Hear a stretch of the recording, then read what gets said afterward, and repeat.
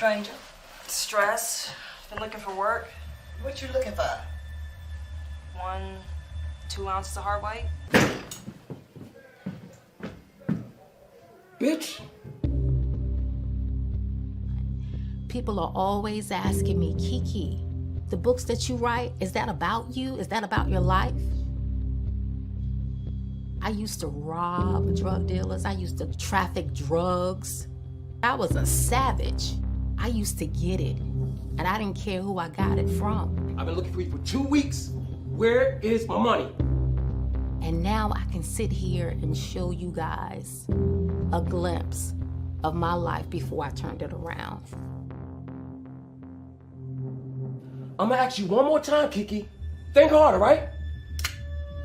Where's my goddamn money at?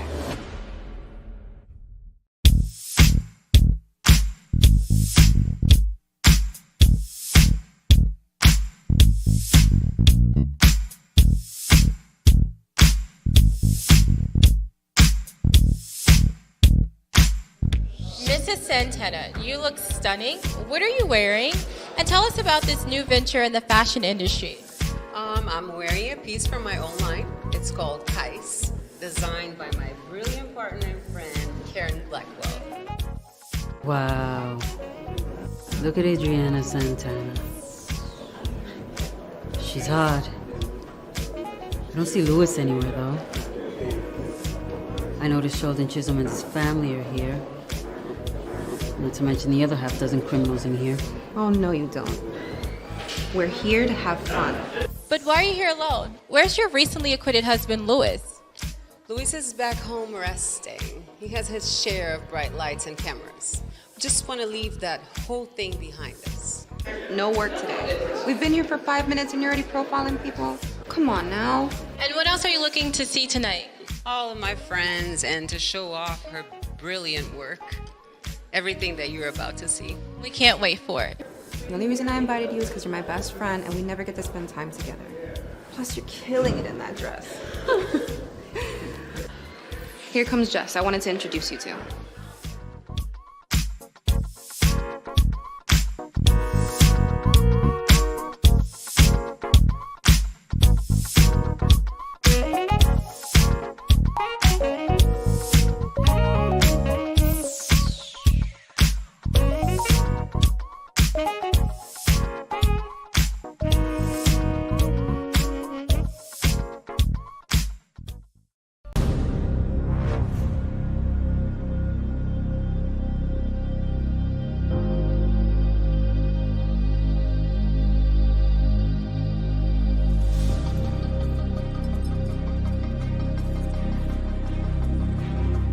When you done? Roger that.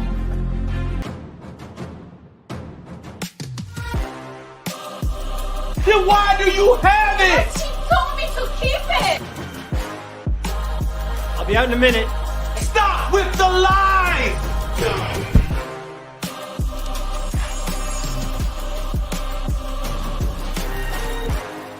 He's a very flashy Haitian with a penchant for violence. He's no one to play with, Haitian. Where's my goddamn money at? Sakura is dead. Play with me again. I'm tired of hearing you talk all the time. Save it. Save it. She's my friend. She's my friend.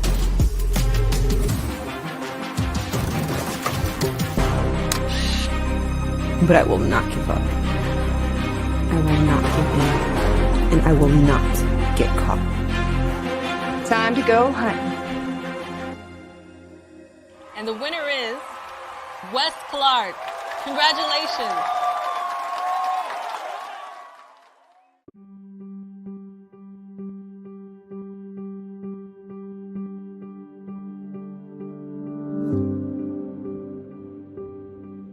Yes, she's my mother.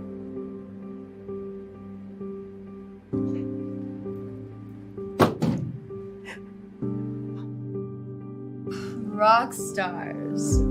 There is nothing like those wild, rebellious party animals. Entry number 60. When I decided to pursue acting, I never thought it was this difficult after weeks of being homeless, jobless, sleeping on my friends' couches. I'm finally here! Just take care. What are you doing? Yourself. What's going on? Tribe, they're Terry. coming.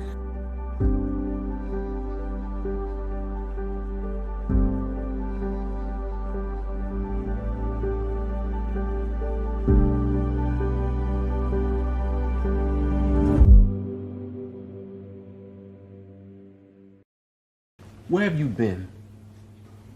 I've been calling you on your cell phone all day. At work.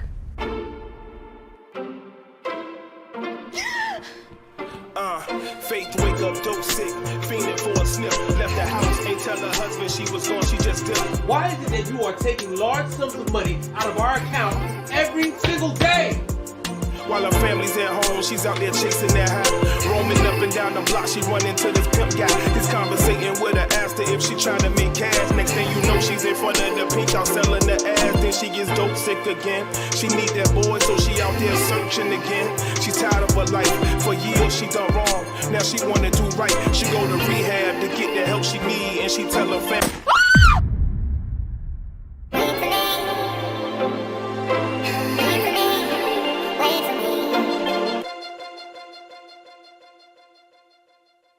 I'm Yoshi Lomax, superstar attorney at law and fugitive.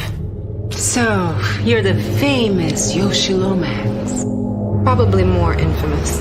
I'm on the run from the federal government for crimes that I didn't commit. Gentlemen, I'm Deputy U.S. Marshal Sharon Starr. I'll be taking things from here. Not to mention being on the hit list of at least 3 of Miami's major crime bosses. I wanted to apologize in person for leaving so abruptly last night. Welcome back. That's Vladimir Kuznetsov, a Russian crime boss. He's been a suspect in over a dozen missing person cases. I mean, I didn't get here to be this successful for doing things the American way. I need a list of the jury for my case with Hanju. Oh, really? What's that worth to you? Oh my God, you're such a... Mr. Santana is to be released upon processing. So what do you know about Sheldon Chisholm? What do you want to know about him? I really need to know if you're going to take my case. I don't have time to play, Miss Lomax. Money is not a problem. You know anything about his case? It's being handled by agents in my field office. I've learned that in this game of life, in order to win, Ready to dance? you gotta play dirty. You might look at me and see a beautiful, confident, successful woman. Congratulations, counselor. Yet another win. But underneath, I'm flawed. I'm broken. And I'm scared. So I have no choice but to run until I can find a way to clear my name. Miss Lomax is now considered a fugitive of the United States. Catching fugitives is my business, which makes her my suspect. You and your associates are relieved. Look. She killed one of our own. But I will not give up. All right, people, listen up. Get a picture of Miss Lomax out there so the public knows what she looks like. I will not give in. Okay. People, we got a game plan. Let's break and execute. I will not get caught. Time to go hunt.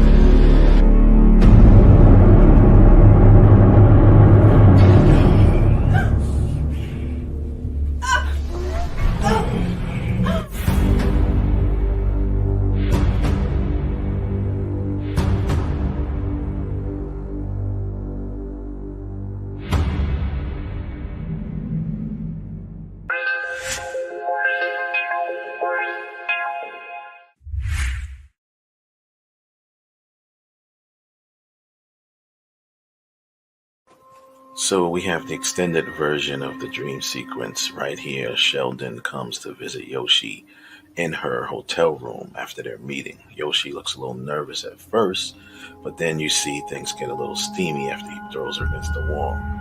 And Right here, Yoshi thinks she has everything under control because that's how she manipulates men through her sexuality. So, in her mind, she has him right where she wants him. You see, that's Yoshi though. She's hot, she's sexy, she's manipulative. She uses sex to get the upper hand on men, get the win no matter what the cost. And as you can see, this is not exactly the result she was looking for. We shot this scene in Atlanta. Chuck Gomez was the director of photography. Great scene, good acting by Zasha and Wilner. For pop R&B artist Jamela. I picked Kelly. Yeah!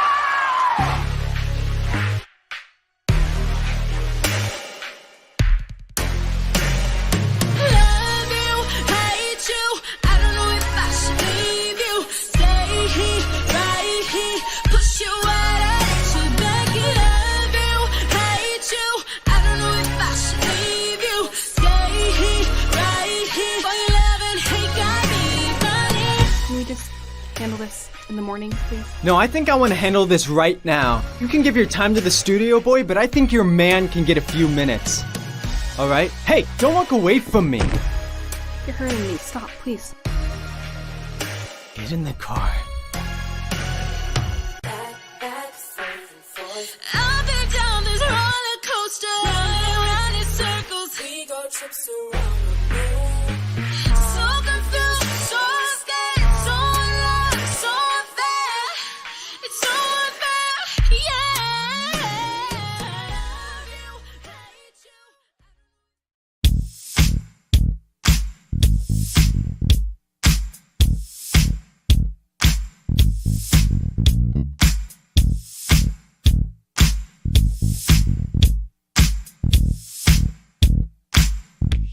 Standing next to me is one of the sponsors of tonight's fabulous event, music mogul Lance Wallace. How are you, Lance? Good evening, Michelle. I'm well, thank you. Excellent. Now, are you concerned with the recent backlash for the drug charges against your group, Grind Time? And what's the status of the case? Worth Rebellion Inc. and its artists will always maintain its innocence. This is clearly a misunderstanding. And we're here to promote positivity and give opportunity to our people and to all people. That's it.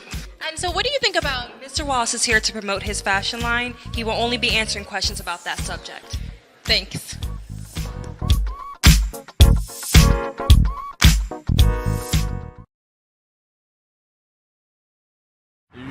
So actually we got everything up until the part where you started doing that, so we'll probably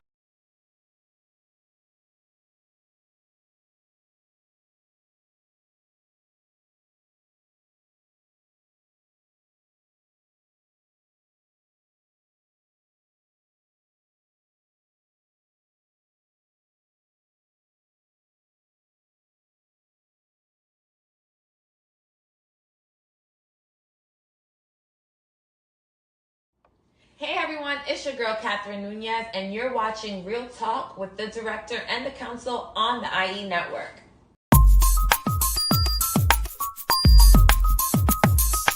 Real Talk. Hey, I'm Gina Lou, and you're listening to Real Talk with the Director on Dollhouse Radio. Hey, what's up? It's Logan Browning, and you're listening to Real Talk with the director on Dollhouse Radio. Real Talk. Hi, this is Alana De La Garza, and you're listening to Real Talk with the director on Dollhouse Radio. Hi, I'm Diane Franklin from Better Off Dead and Bill and Ted's Excellent Adventures. You're listening to Real Talk with the director on Dollhouse Radio.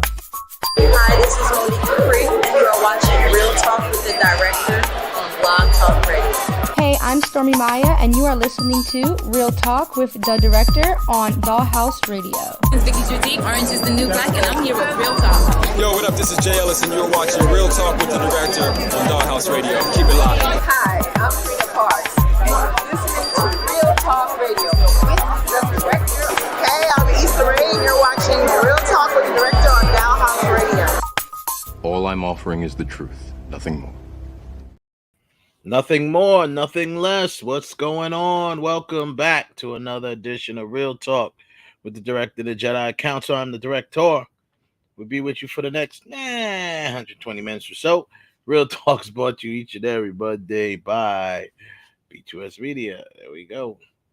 We broadcast live via the World Wide Web on youtube.com/IE Network TV and Facebook and IG, Instagram.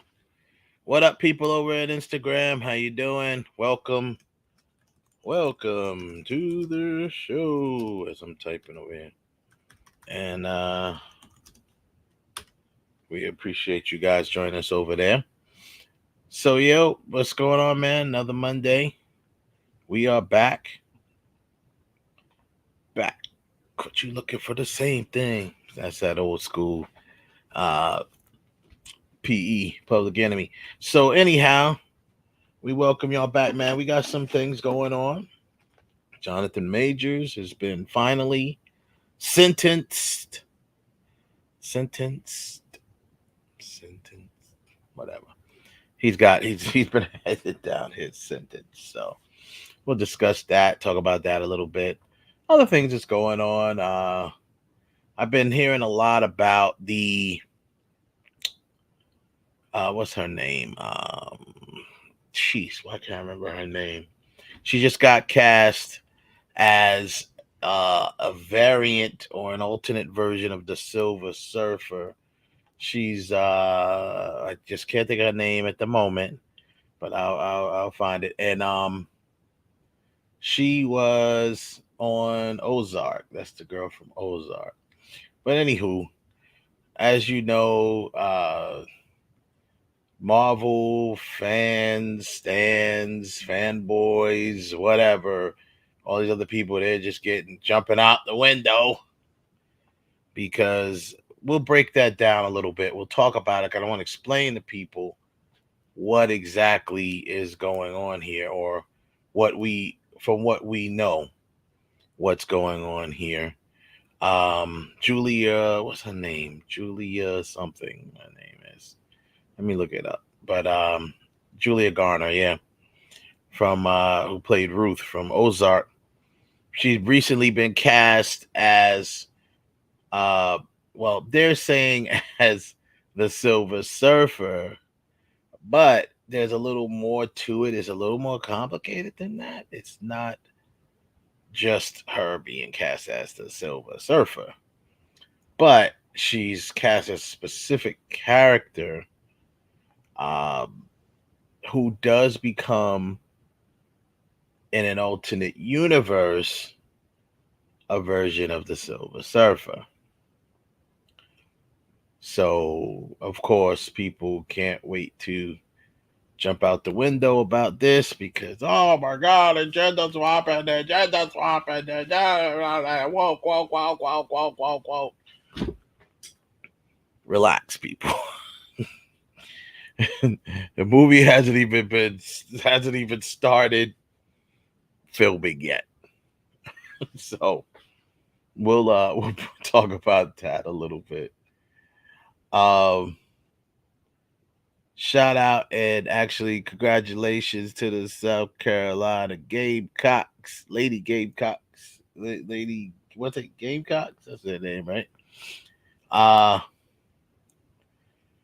Yeah, they just won the national championship, and by knocking off Iowa, a little bit of revenge for them because Iowa knocked them off last year. So they were able to knock off Iowa and win the championship.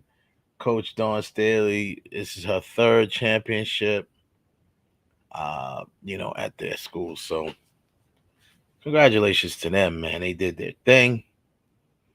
Caitlin Clark scored 30 points, which is like her season average. However, they were able to contain her. The young lady, Raven Johnson, was able to contain her when she was on her. So kind of like stop the bleeding type of deal. The whole thing is you're not going to stop Caitlin Clark from scoring. You have to shut everybody else down. and that's pretty much what they did. Let her score. She can't win the game by herself, and don't let her get high double digits assists, because then she's now responsible for more points than what she actually scores, right? So, good job on them. We'll touch on that as well. Yeah, and like I said, a little bit more. We'll talk about some of these things that's going on in movies. You know how we do movies and stuff. So, with no further ado, we will go into our weekend recap, brought to you by BoxOfficeMojo.com for the weekend of April 5th through the 7th. And I want to give a shout out and happy belated birthday to my one and only son. He turned 28 on the 5th. Deontay. Yep. AKA Prime. Deontay Clark. I just want to say happy birthday, son. Even though I already told you, but it's all good. Shout out to you. Your thing. So, April 5th through the 7th, number 5, Kung Fu Panda 4 made $7.8 million, bringing the total worldwide to $409 million. The First Omen, $8.4 million, just opened on April 5th. So it's now $8.4 million at home, at domestic, $9 million international, which brings a worldwide opening weekend $17 million. Ghostbusters Frozen Empire, $9 million over the weekend. It opened on May 22nd. Now has the worldwide total at $138 million. Then you got Monkey Man, $10 million. Just opened this week, and it's at $12 million worldwide. And number 1, again, for the 3rd week in a row, Godzilla and Kong, the New Empire, which is it made another $31 million this weekend, and it is at $361 million worldwide. And that, my friends, is your weekend recap, brought to you by BoxOfficeMojo.com. Thank you. Okay, so we getting things started with myself, Wes, aka the Jedi Master, and I got my Jedi Council with me. Ralph is here. Kev is on his way. Ralph. What's good, everybody? How's everybody doing? Did you watch WrestleMania this weekend, or was you watching? I was confused, bro. Like, WrestleMania was yesterday, right? But then there was Saturday and Sunday. It was Saturday too. That's what I'm saying. So that threw me off. I mean, I haven't watched WrestleMania in years, but I know that I saw The Rock wrestling on Saturday. Yep. And I was like, I'm just laughing. I'm like, The Rock is wrestling again. That's cool. And against Cody Rhodes, it was like a tag team thing, right? With him and his cousin, right? Roman Reigns. And against Cody Rhodes and what's that other guy's name? Seth Rollins. And he beat him. They beat him, yeah. So now, did he fight yesterday as well, or no? He did get into it, but he wasn't scheduled like with a match.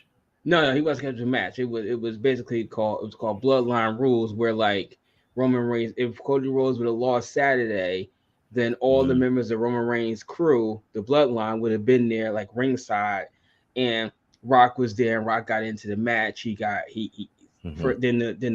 the old school vets started showing up first. John Cena showed up. Then he got Then he got power slammed by the Undertaker. I mean, it was crazy yesterday. That's funny. Now I gotta admit, I would have watched that. I would have watched that. I didn't know it was gonna be like that with the old heads. You know what I mean? Like, Nobody knew some that. of the vets. I didn't No, know that. If I'd have known that, I'd have definitely watched it. I haven't watched wrestling in decades, probably, but um, I just somehow I think I was going across, and then Peacock pops up, and it's like, oh, The Rock. I'm like, The Rock is wrestling. I'm like, is this archived? Like, is this old? And then I saw he was wrestling Cody Rhodes, and I'm like, no, it's not old. And I'm like, oh, okay, and there you have it. So that's cool. Yeah, I was watching. Well, yesterday during the day, I was watching the finals, the NCAA tournament, and yeah, that was good. yeah, man. Deliberate. Lot of stuff happened this weekend, man. I'm actually Yeah. now. I haven't. I mean, I have wrestling like right now. Wrestling is on. It's like it's on, but I don't really. I haven't been Mhm. stoked. Maybe because of personal reason, I haven't been that stoked to see it. But this weekend, if I would have sat there and even just watching the highlights, I just started getting that excitement like back in the late '90s when Stone Cold on them was there. Like you just like, damn, what are you guys Yeah. gonna do next? So I gotta, even though he may not be my favorite person, I gotta give Paul a little credit that is under the creative side of his control now. Perhaps you do bring wrestling back to where it is more than cool, where it is now, like it was during the Attitude Era. It was the water cooler talk the next morning. Maybe he Right. does Well, do it. who's running it right now? Paul. Oh, I'm sorry. I mean Triple H. Triple H. Uh, Got you. but Oh, I he's will. running that. He's running the big wrestling now. Because He's remember running he it had now. started with NXT and all that stuff. That was like his thing. Yeah, he's And running all of the WWE's creative side. So I'm going to give that man the credit he deserves. That right. at least based on what you did this weekend, perhaps you do bring it back to where it is the water cooler talk Tuesday morning. You know, because for years it just really like since Rock and Stone Cold, you had people that came in and was a flash like for a minute where you was talking about, oh my god, but it wasn't like every Monday you had to watch it. Now I think it's going to start becoming where now every Monday you do have to look at it again, not only for the storyline but the other stuff that goes on. Like even the last month with Rock coming back. I mean he came in there and they were saying his entrance looked like someone said he looked like Thanos walking on Earth the way he came into his entrance. So they're really trying to bring it back. And if it takes some of the older heads to come back, and show love to repump it up, then hey, that's what gotta get done. But I gotta get, like I said, I gotta give it to the man. He did it. He said it. He did it, and we'll see what's next. Oh, that's cool. Yeah, I mean, like I said, I haven't watched it in a while, but I'm always the vets. I'm always willing to watch. If the Undertaker is wrestling, I'm always willing to watch that because the Undertaker is my favorite wrestler since Randy Savage. Right. So after Randy Savage passed away, blah blah blah blah. Yeah, I adopted the Undertaker as my favorite wrestler.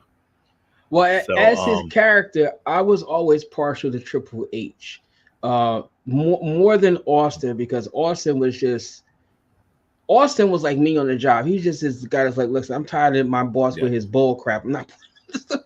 but Triple H was a more refined guy who was serious about the craft, and whatever he said to you, he could certainly back it up. Undertaker definitely could do it, Right. But recently, the more recent guys, none of them have really held my attention. Like there have been times when you see a flash, you're like, oh my god, like I can't believe you just did that. Realistically speaking, now it's more of the girls. I mean, Rhea Ripley, I think is just incredible. This Yeah, I woman haven't. from I don't Australia, I really mean, know none of them. she is just a badass in every way, shape, or form. I mean, I I can't even say enough about her. She is just a badass. But the females in the game, some of them are much more exciting than the guys. That's the truth. Yeah. Well, I like I said, I haven't been watching it, but I did watch that one match, and it did bring me back some good memories. The Rock doing the most electrifying move in sports entertainment. Yeah, He's not even now. He's calling it because the one of his companies actually owns a part of WWE. So now he just says, "I'm the final boss." So now the when he final comes boss. out, Yeah. so now instead of him coming out to the Brahma Bull, is now coming out where he's the final boss. So he walks out like he's Thanos. Like the display go up and he got lightning bolts. So he's standing spot and it looks like the lightning bolts are hitting him. And he walks out That's like funny. like in Endgame, not Endgame, Infinity War, when Thanos actually comes into Earth, he comes Yeah. out and he's just walking. Everybody's Yeah. trying to stop him. He's just like, no. That's how he walks out now. So. That's funny. Crazy. Yeah, I tell you could always count on Dwayne The Rock Johnson to deliver on stuff. I mean, and it's funny how I love how he's been into the Hollywood thing for a while now. I love how he could just step back into his roots, into the wrestling world, and he'll never let that go. He'll never that's his roots. He'll never let the wrestling world go. WWE. The wrestling world period. He's too rooted in it from all his family is like bloodlines, like they said. Yeah. Bloodline is rooted in this all the way back to freaking Chief J Strongbow and all of them. I mean, the Samoans and all of them. I mean, yeah, those is fault. But what I did think was funny was that people have been actually, because this time Rock's come back, he's a bad guy. People were saying, because some shit is like, yo, where was all that energy for Black Adam? You should have put that same energy into Black Adam. Maybe it would have been better. I mean, he's trying, but it's a different character, Black Adam. You can't go into Black Adam, trying to be like The Rock. You gotta try to act and be like Black Adam. Maybe you should just brought The Rock energy into the character of Black Adam, and then maybe it would have been a whole lot better. Like I was like, maybe. Yeah. Maybe So obviously Jonathan Majors, he's been sentenced today, or I don't know if it was today or yesterday, whatever. Today. It was today, right? Today. So he's been sentenced to a 52-week in-person domestic violence intervention program after being convicted of reckless assault in the 3rd degree and harassment in December. The charges, which are misdemeanor, and this is via the Hollywood Reporter. The charges of misdemeanor and a violation carried a sentence of up to 1 year in prison. Prosecutors asked for a sentence of domestic violence programming with 6-month jail alternative if Majors failed to complete programming, as well as full order of protection for his girlfriend or ex-girlfriend, Grace Jabari. Like, she ain't gonna need it, trust me. This man walking with making good on his arm. I don't think she needs order of protection. But anyway, I think he'll be going anywhere 100 feet or 100 miles. I don't think he got no reason to come back to you, sweetheart. I really don't. Sorry.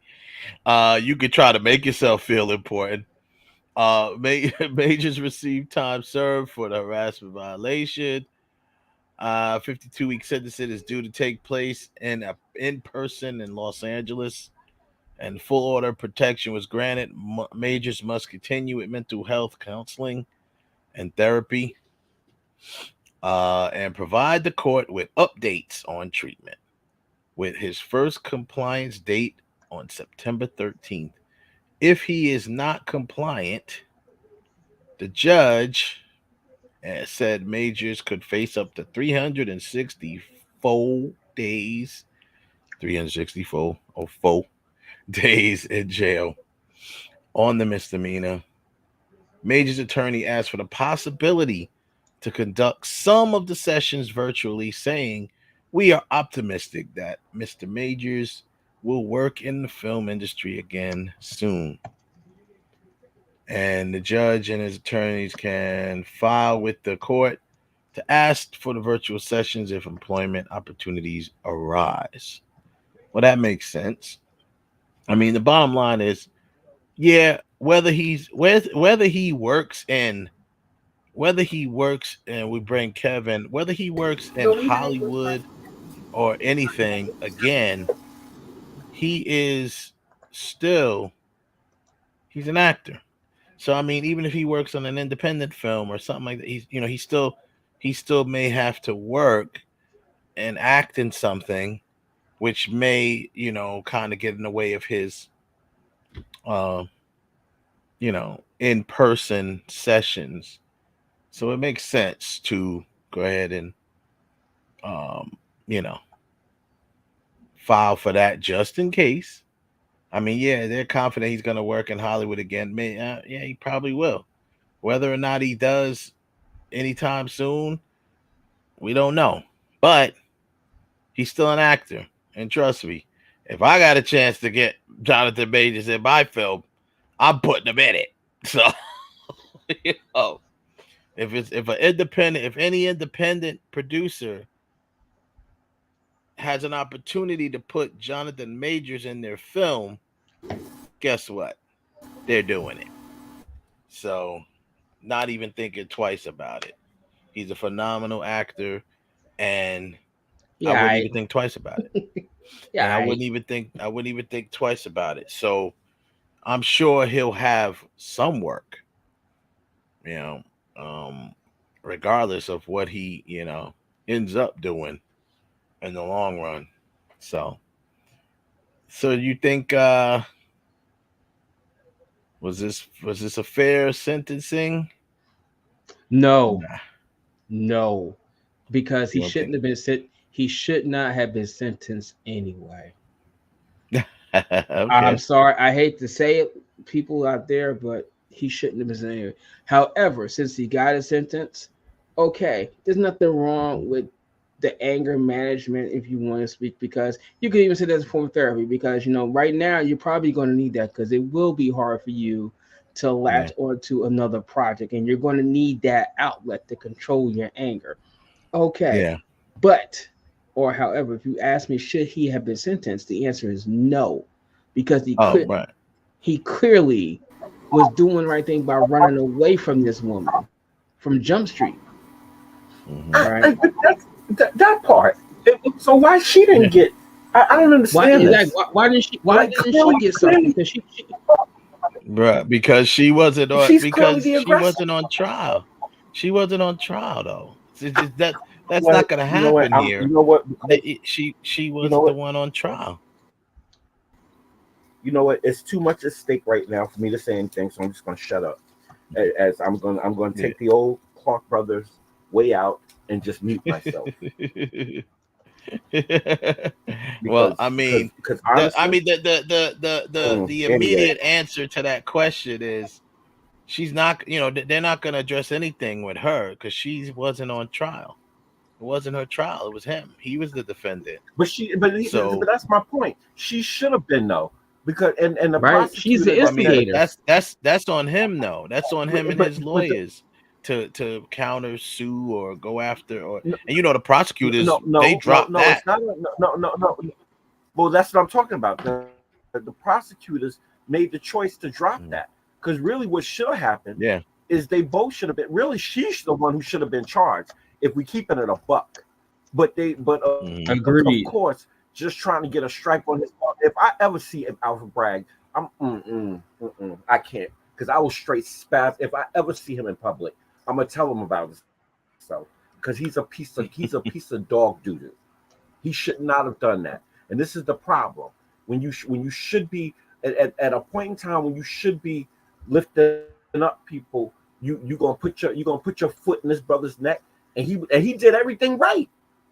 He did everything right, and you're gonna put your foot in this brother's neck. Why? Because he has some Hollywood celebrityism behind him. Is that the reason why you felt the need to put the pressure on him? Because you got to convince the public that we're doing the right thing. We're protecting people. And I'm not sitting there saying that, when it first came out, you do have the question, but you've seen footage. You clearly see this man running like Forrest Gump away from this girl, and she's right behind him. Running like Forrest Gump. Yeah. He's doing saying? everything that a man is told. He's doing everything that a man is told to do. When a woman engages you like that, you run. You run. And as a black man with a white woman, I don't care. Yes, I'm saying what it is. As a black man with a white woman in your face like that, you're supposed to turn and walk away. Even if she punches you straight in your grill, just turn and walk away. Even though you be in the right for knocking her on her ass, you turn and walk away. Why? Because exactly what happened to him. Because even though he's in the right, he did everything he was supposed to do, and still he was vilified. Still he was put up, and that's all they wanted to do. Look at what I did, just so you could sit back in the comfort of your home and be like, look what I did to this man. I ruined his career. Check. All because you couldn't. Like you didn't have that same energy for Donald Trump. You didn't have that same energy for Donald Trump. Yeah, but we already know. All of that stuff right there, we already know, man. It's definitely, they should have never dropped the case, or they should have never dropped, her out of it. But you knew that was gonna happen. We all kind of knew it was gonna happen as far as that goes. As much as we were saying, even though we were saying this shouldn't have happened. No, we know it. We know what it shouldn't have happened, but we kind of knew what was gonna happen. Unfortunately, we knew what was going to happen, and it went the exact way that we thought it would go. And so yeah, it's crazy altogether.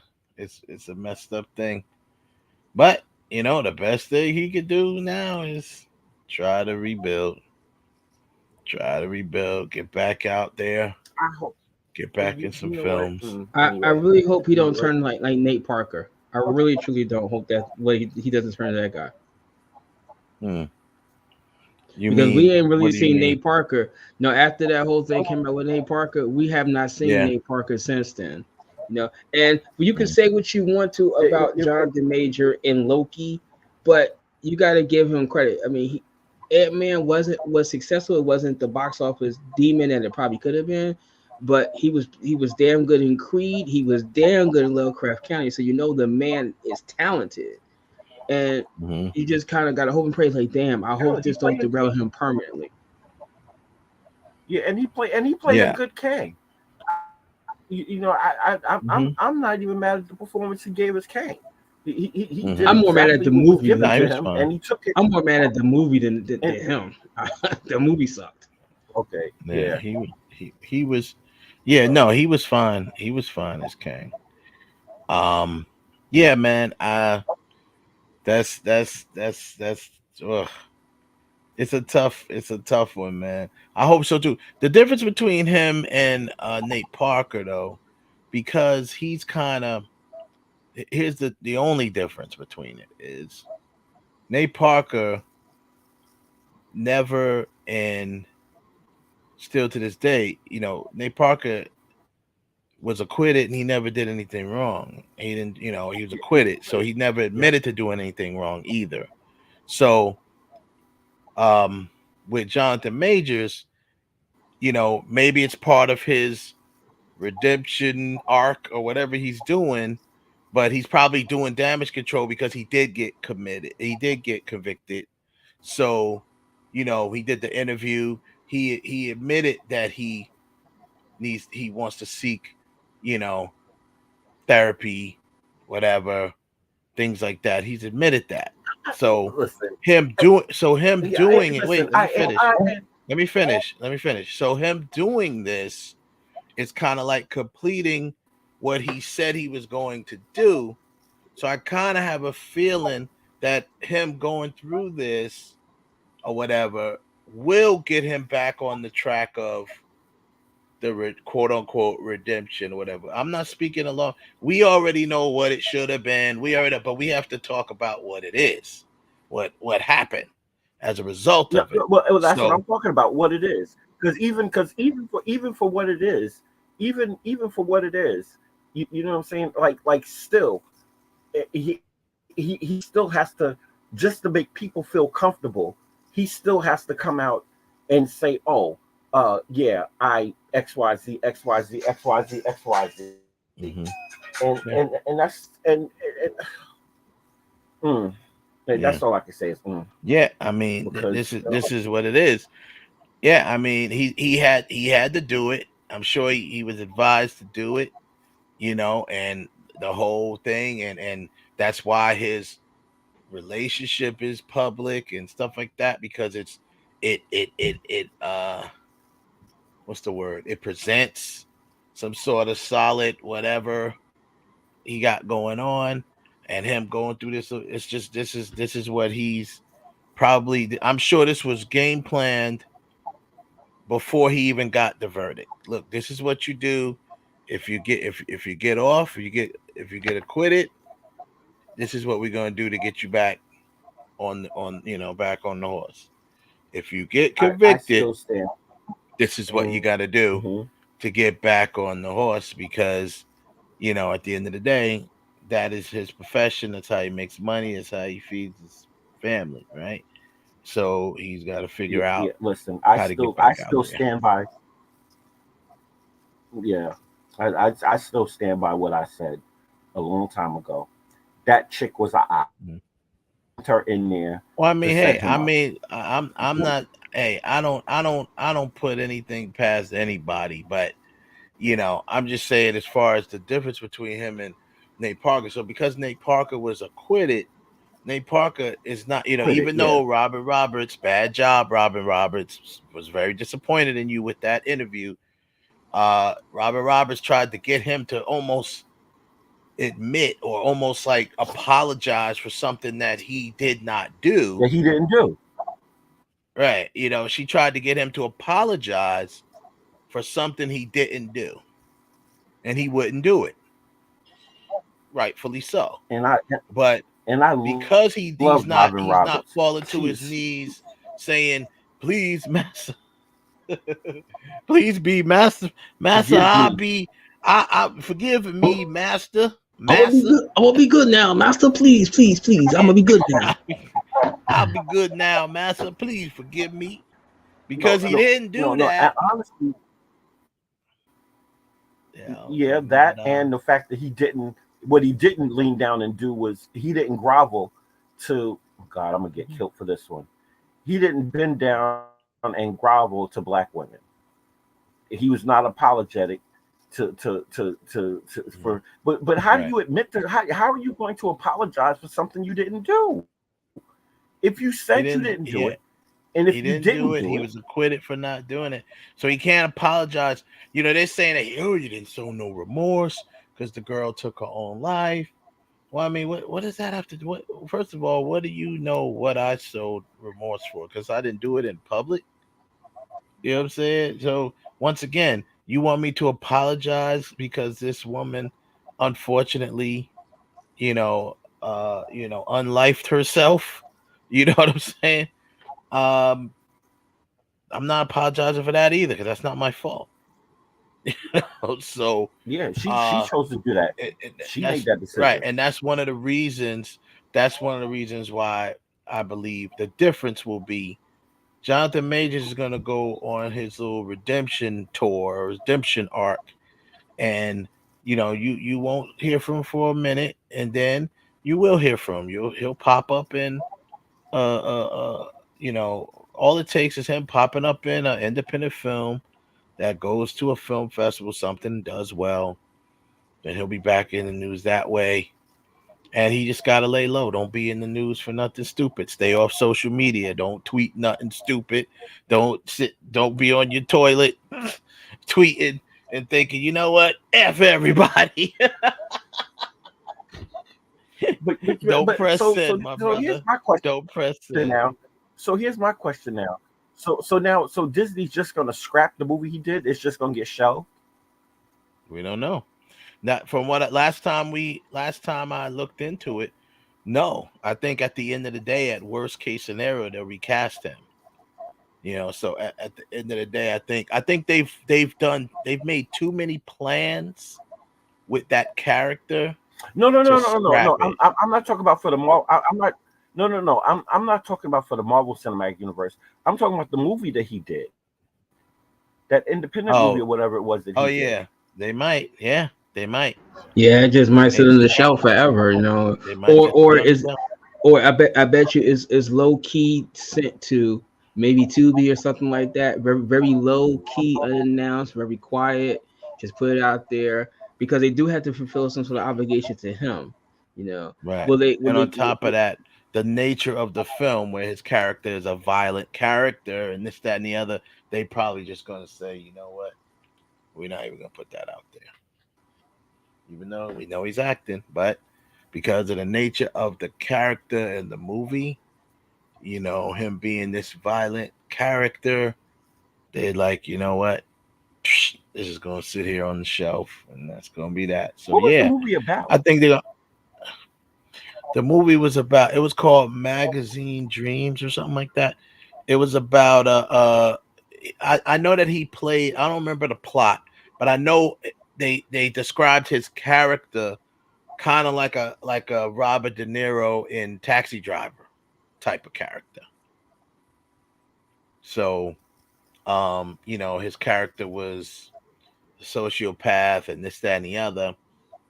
And so it was like, I heard it was a really good movie. They robbed that man of the Oscar. Yeah.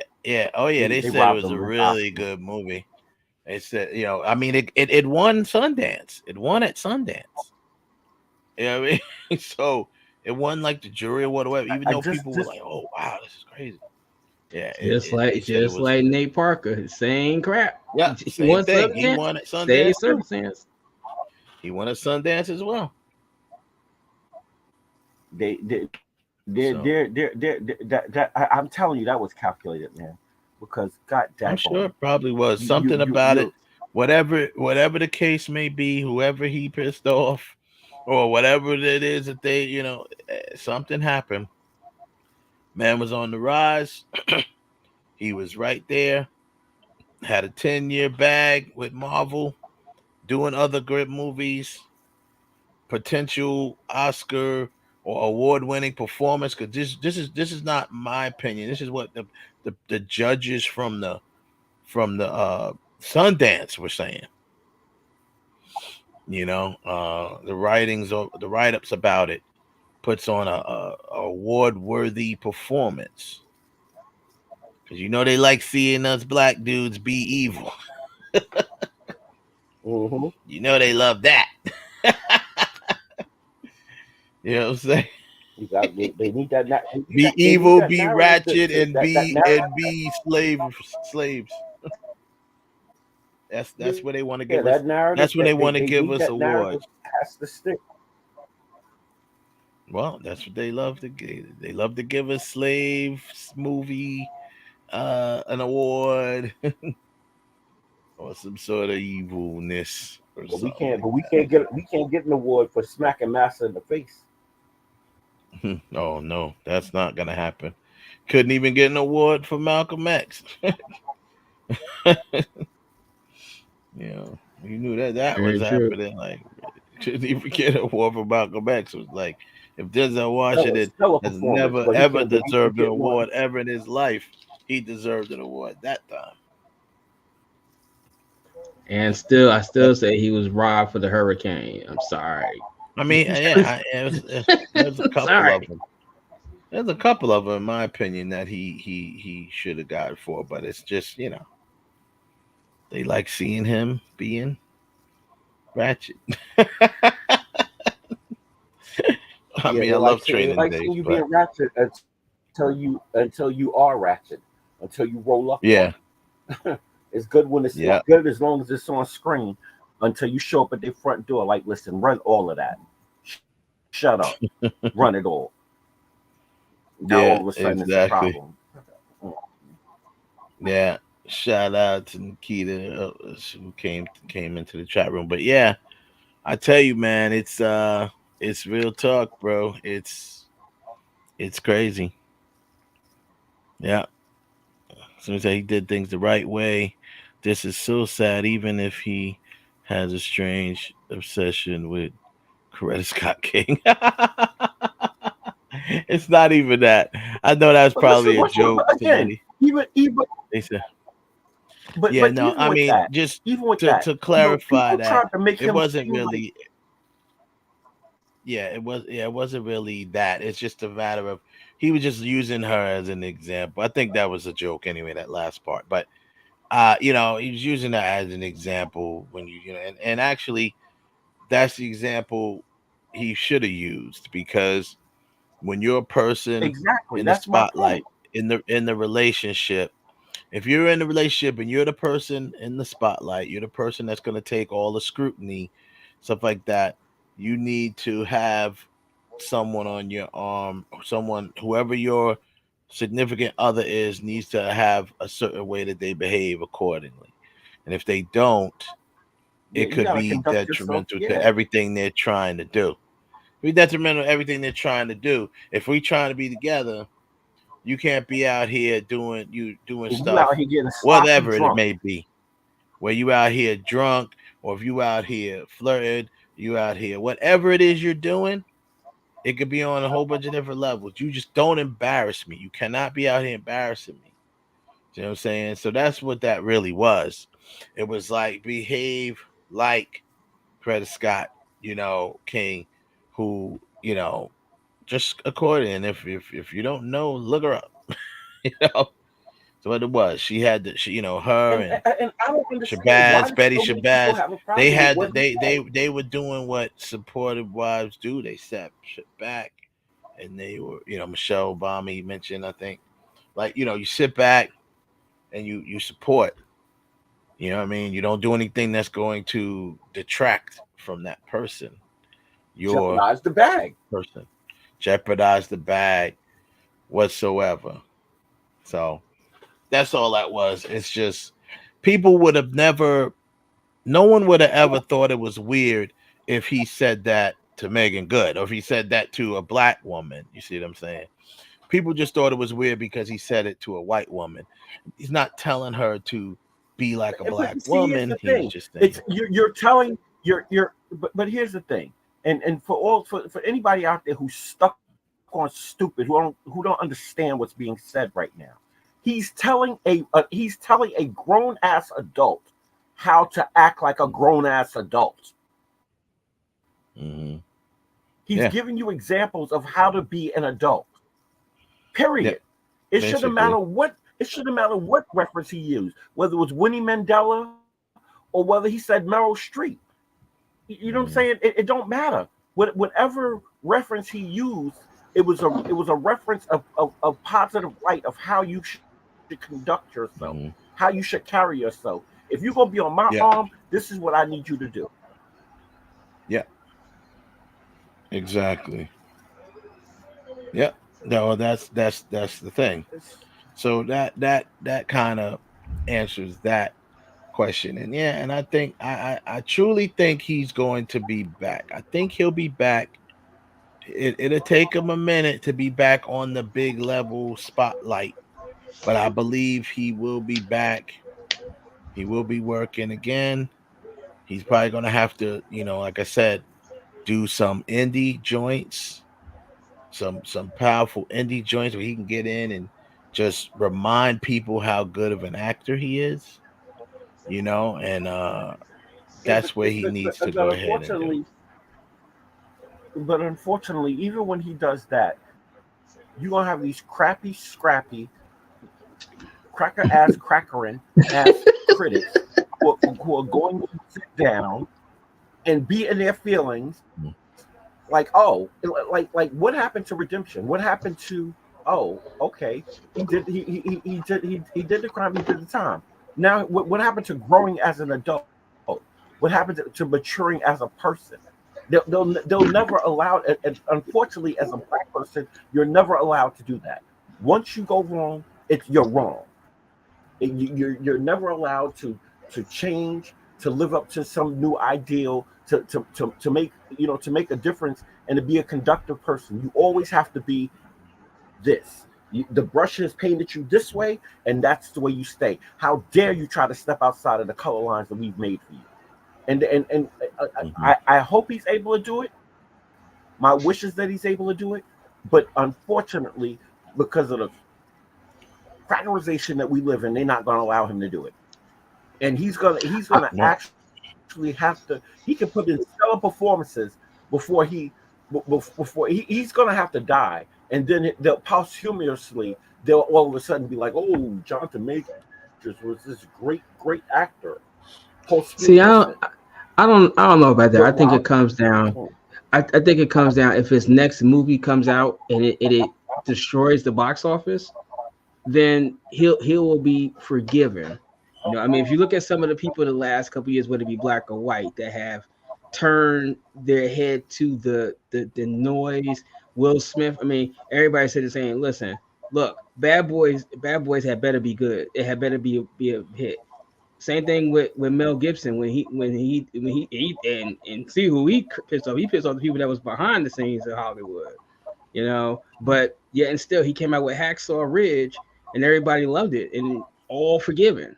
You know, I think that boils down to it. So if Jonathan Major's next project comes out and it kills, whether it's critically or financially, all could be fair. It's gonna be critically. It's gonna have to be critically because I don't see him joining a film that's going to be like anytime soon.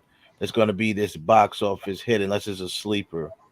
But you know, he could still unless it's something that we be all in a get film. behind. Unless It's something we all go behind. But you know. But I think whatever happens, don't hold your breath. Right, but I think that I would happen. you're 100% right, but don't hold your breath.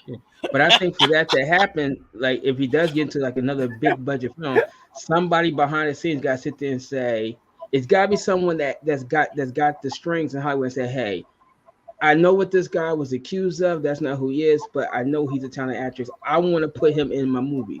Like let's sit there and say like someone like a Nolan or a Spielberg says, that's my guy. I want him in my movie. He say whoever does it's got to be someone with that pull in Hollywood. Say, listen, that's who I want in my movie. Here's the problem with Hollywood. Here's the problem with Hollywood, Ralph, and that goes to what Michael Jai White said. Hollywood is quick to quote unquote replace you. You see, they'll say, "I need a Jonathan Majors type." That's what they'll say. What do you mean type? I need a Jonathan Majors type. You saw the interview with Michael Jai White where he comes out and says he literally went to an audition that said they need a Michael Jai White type. And I'm standing there. And he is Michael Jai White, and he didn't even get the role. Wow. They gave it to Bill Bellamy. He's like Bill Bellamy, who got the role. He's like, they literally called for in the casting a Michael Jai White type. What does that mean? He said, I don't know what that means. He said, obviously, and that's a total. Yep. They don't look nothing alike. Total different context. I mean, he's too intimidated. That's all it is. He projects intimidation to white folks. Violence. He projects violence. Well, look. If you ever met Michael Jai White face to face, I can hear from experience. You can say from experience. Yep. Yeah, he does give off that vibe. Like if you say the wrong thing, like if you say Michelle White, somebody look at you like what? Yeah, it's like I ain't gonna lie. So I met quick Michael Jai White story. I met him I was at the American Black Film Festival 2009, and actually he premiered Black Dynamite there at the American Black Film Festival. So this was like an after party. We was chilling. I was with my man Mike Newton, rest in peace, Mike Newton, and we was at one of the after parties, and this dude was like chilling in the cut, right? And like I saw him come in, and then we would kind of walk around. I was like, yo, I want to I believe I didn't ask him this and I didn't confront him about it, but I believe he definitely saw me and Mike looking for him. Yo, tell me why when I finally saw this dude was in the shadows, bro. He was like in the corner in the shadows, like came out like a ninja. Yeah, and I'm like, whoa. I turned around, I'm like, yo. You got a problem? You know how he got that little sinister smile on his face. And I'm like, yo, dude, I just wanted to say, yo.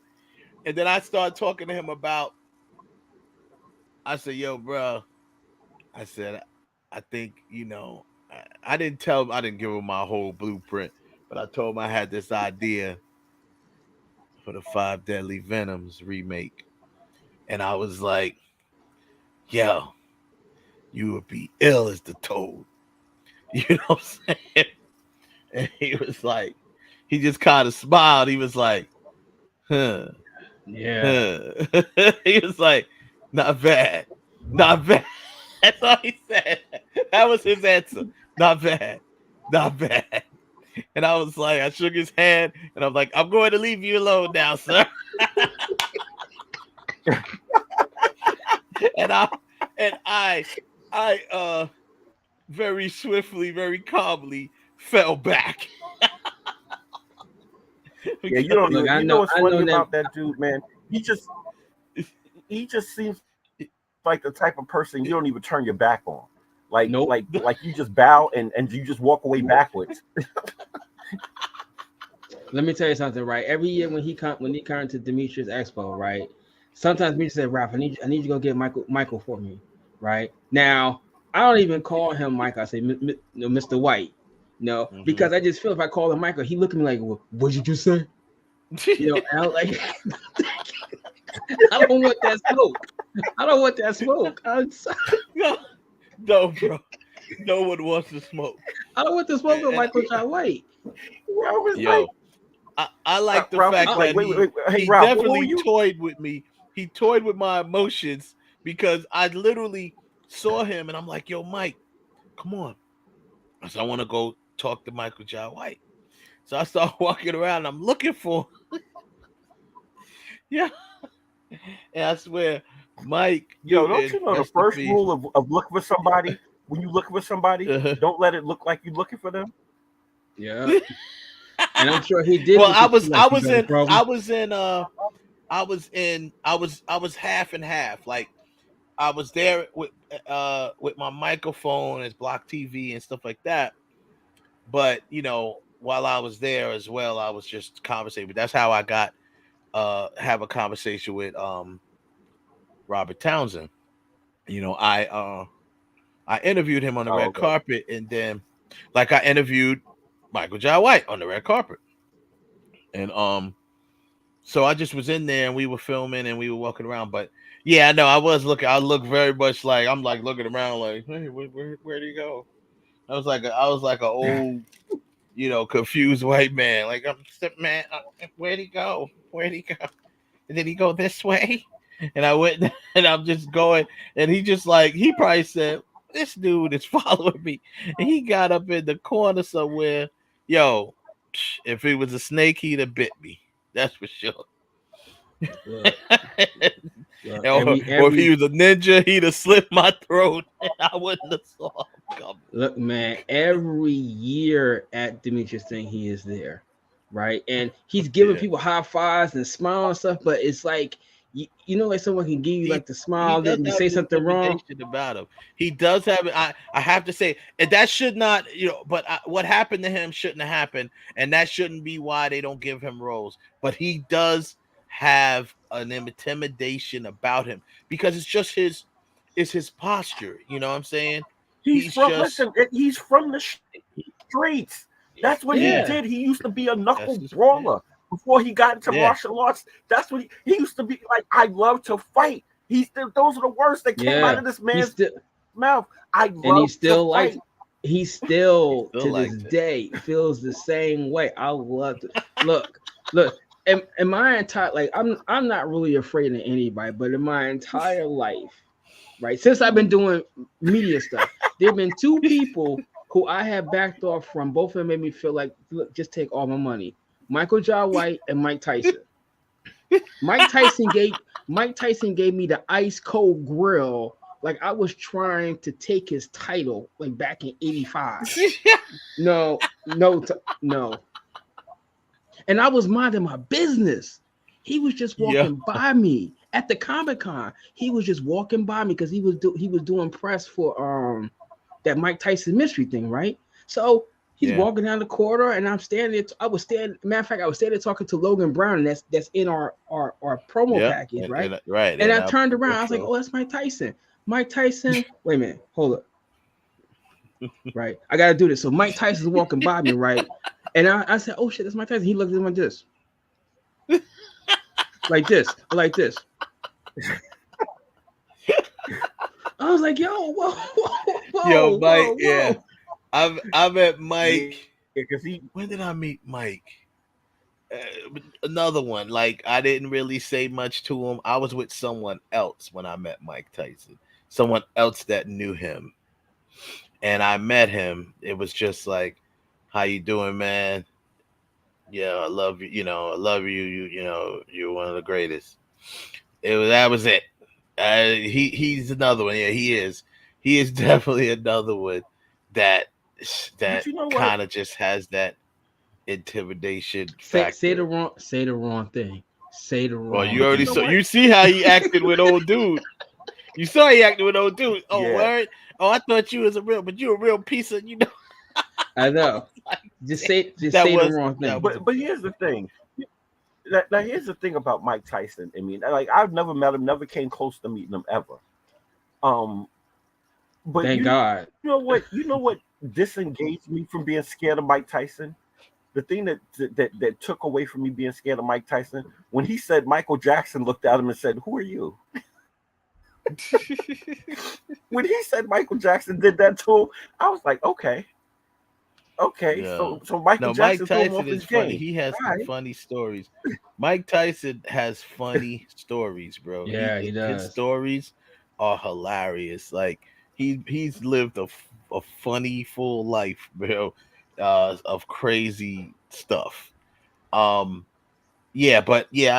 funny. Mike Tyson owns my comic book, because when I took my comic book 7 to 7 to MegaCon, one of his assistants, he was there, and I saw him there, but he did not come to my table because he had left out. Because actually, I didn't realize how much of a frenzy Mike Tyson causes. Like, people oh my God, really it's not even want to be near Mike Tyson. You know what I'm saying? Like, when they see Mike Tyson, I'm like, wow, Mike is still very popular. Like, really. And this was in what, 2000? I want to say it was pre-pandemic, so it was probably like 2019, something like that, right? Yeah, he's still the guy. He will never not ever not be popular. Like. Mm-hmm. He's Mike Tyson. I didn't realize he was still that popular. Like, he walked in, and Comic Cons have plenty of people, right? But he wasn't even there like there. You know how they have people there appearing and you take pictures with them. He was just there. So he was there as a consumer. No, a spectator. Yeah, as a consumer. He was buying comic books. So his assistant, who I saw him with, Mike earlier, when they walked past, he came back about 30 minutes later, and he was like, hey, he's checking out my table, and he's like, so are you the writer? I said, yeah. He said, this is your comic? I said, yeah, I created it. He's like, all right, cool. He's like, I'm gonna buy some stuff. And I was like, all right, cool. And he was like, Mike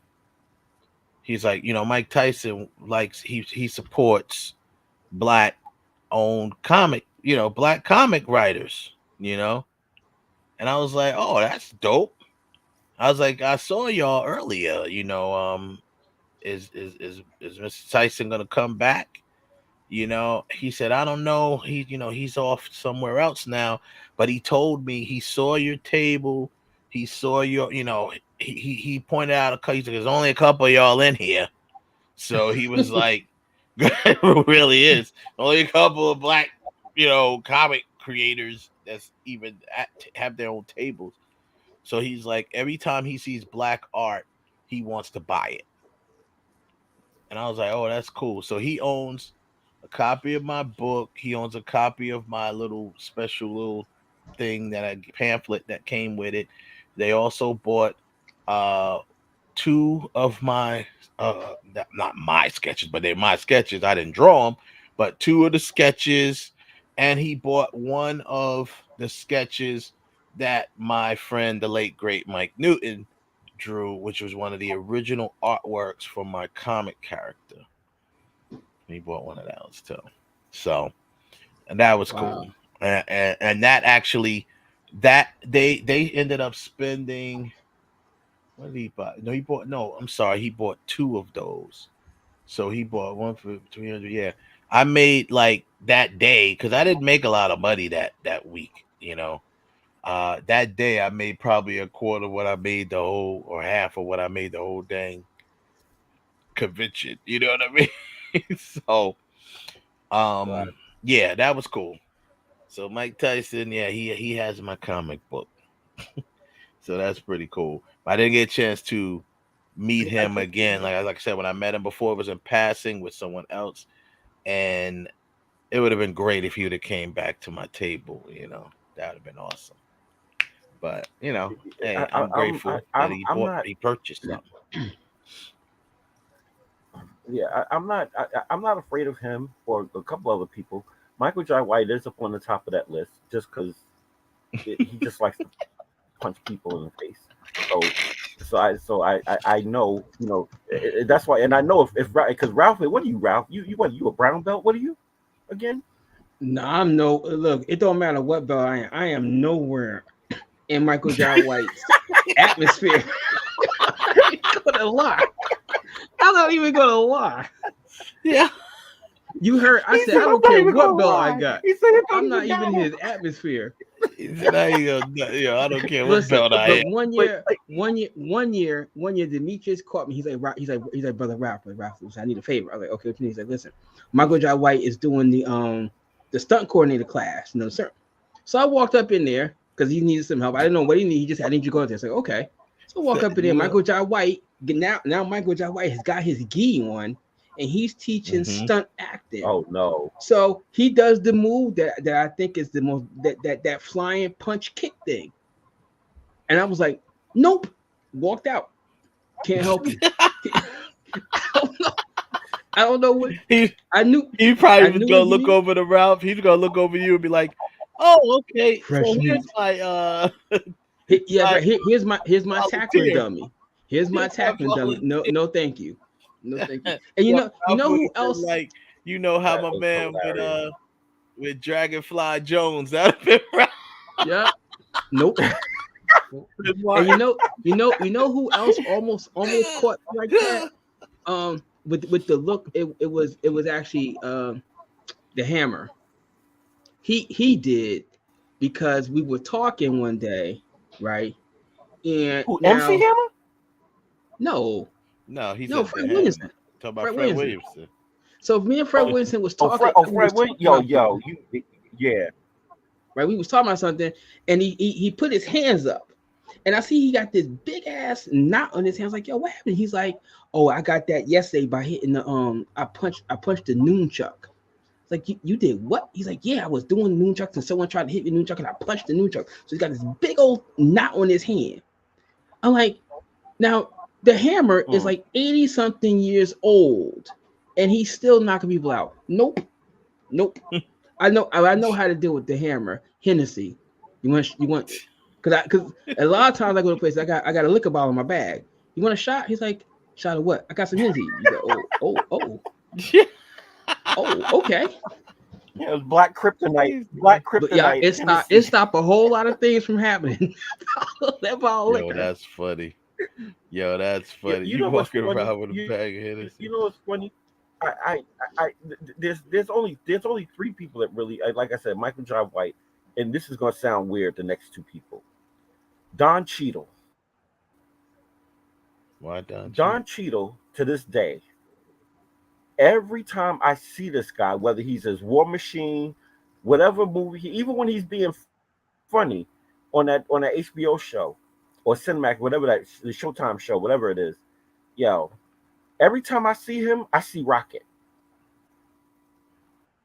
I'm gonna be honest. Yo, y'all remember him playing Cheadle, Rocket in Colors? See, in Colors, yeah. This is what I'm gonna say about Don Cheadle. Don Cheadle is. When I see Don Cheadle, I don't think about. But when Don Cheadle has got the goatee going on, it's a different Don Cheadle. That dude, I'm worried about. Yeah. Freshly shaved, I'm not worried. Like War Machine Don Cheadle, I'm not worried about. But out of sight Don Cheadle, that guy with the goatee, I'm worried about. It's like Ryan Reynolds. Yeah. Ryan Reynolds freshly shaved. Yeah. I ain't Out concerned of sight Don Cheadle. Yeah. But Ryan Reynolds, when he has the beard, like true, Ralph. It's a different story. Yo, you got. Yeah. They just look totally. That was gonna be Ralph against. They go Ralph against. Ralph would have been like. You still smell like Dragonfly Jones. No, thank you. No, thank you. Ralph said, "Nope, I'm out." Nope. Yo, what if they would have paid you, Ralph? You just did it. Nope.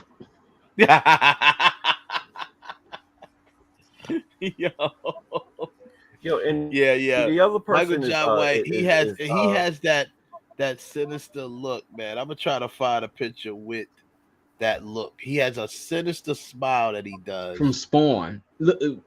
Find him in Spawn, right? Because he break it out in Spawn when he's talking to Michael Sheen. He was like, "I don't work for nobody," and he's giving a look like, "Say the wrong thing."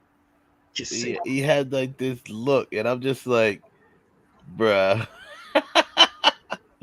I was like, "Oh, there you are." See? And women, if you find a picture, you gotta not the clean. It's just as bad. Not the clean shaven Michael Jai White that's in Universal Soldier. No, you gotta give me the guy from Spawn with the beard going on, with the deep dark voice. He's like, "I don't work for the man." Forget that. Forget it. But he, like I said, man. But he was cool though. He was a cool dude. Oh yeah, he definitely a cool dude. But I can understand. So with them, back to the whole point of them replacing you, that's proof right there. By them to say we need a Michael Jai White type, and Michael Jai White actually what you call it? Actually auditioned for it or whatever. And they did it. I said, "Are you serious right now? You not gonna?" And yeah, they give it to Bill Bellamy. And I still don't know. I mean, not Bill Bellamy, but you're looking for Michael Jai White, but there couldn't have been. No, you're looking for Michael Jai White type. Listen, no Diddy. Listen, no Diddy. No Diddy, and I'm not even gonna say but when I say this. No Diddy. However, no doubt, there is a strong contrast to Bill Bellamy to Michael Jai White. And listen, I'm not Michael Jai White. Basically, they're about the same complexion, and that's about it. That's like that's where the similarity ends. They're the same complexion. And dare I say, Bill Bellamy is probably a little bit shinier. Right. They're about the same. That's just the baby oil. That's it. Yeah. That's just the baby oil. Exactly. That's it. It's a baby oil. No, funny thing. My dad has told me, said I'm actually related to Bill Bellamy in some way, shape, kind of way. I have no clue if I really am. My dad tells me sometimes these things, and I be looking at him like, "What are you talking about?" But Bill Bellamy does know my dad, and he does know my dad's family. I have never met him, right? But he says, "Well, you related to him." I was like, "How?" And he tells me the story like the second cousin on your grandmama's father's. What? Well, I mean, like I told you before, I say this all the time, and it just is so random. People laugh because it's very random. But I tell you, like I'm related to Too Short. Too Short is my cousin. And people are like, what? I'm like, yeah, Too Short's my cousin. Oh, he is? Yeah. I mean, once again, yeah, like on my grandmother's side, my mother's mother's side of the family. And they're from Aiken, South Carolina. And I mean, he's obviously from the West Coast. I mean, who knows how all of this connected, but yeah. It's too complicated. That's what I be saying. It sounds too complicated to me. I know. All I know is my mom went to a family reunion, and she came back with his CD, and because he gave it to her because he was at the family reunion, and she was like, "You know who this person is?" And I'm like, yeah, I know him. He's Too Short." And she's like, "Yeah, well, that's your cousin." I'm like, "Oh, okay." That's like some Medea crap. Oh, And that's your cousin. that's where it is. She was like, he gave me this CD of his music, and yeah, because I didn't know who he was, and he's like, "You don't know me?" She's like, "Nope, I don't know you." He's like, "Oh, okay. Well, I'm your cousin, but I'm a rapper." he gave her the thing. She's like, "Okay, I'll give it to my son." So that's pretty much it. But I think I'm that's gonna tell you, real messed up, man. That they did that to him, man. I hate when I hate when people automatically assume just because my last name is Hewley. You're related to DL? Like I don't even know that much. Like, You might be. How do you know?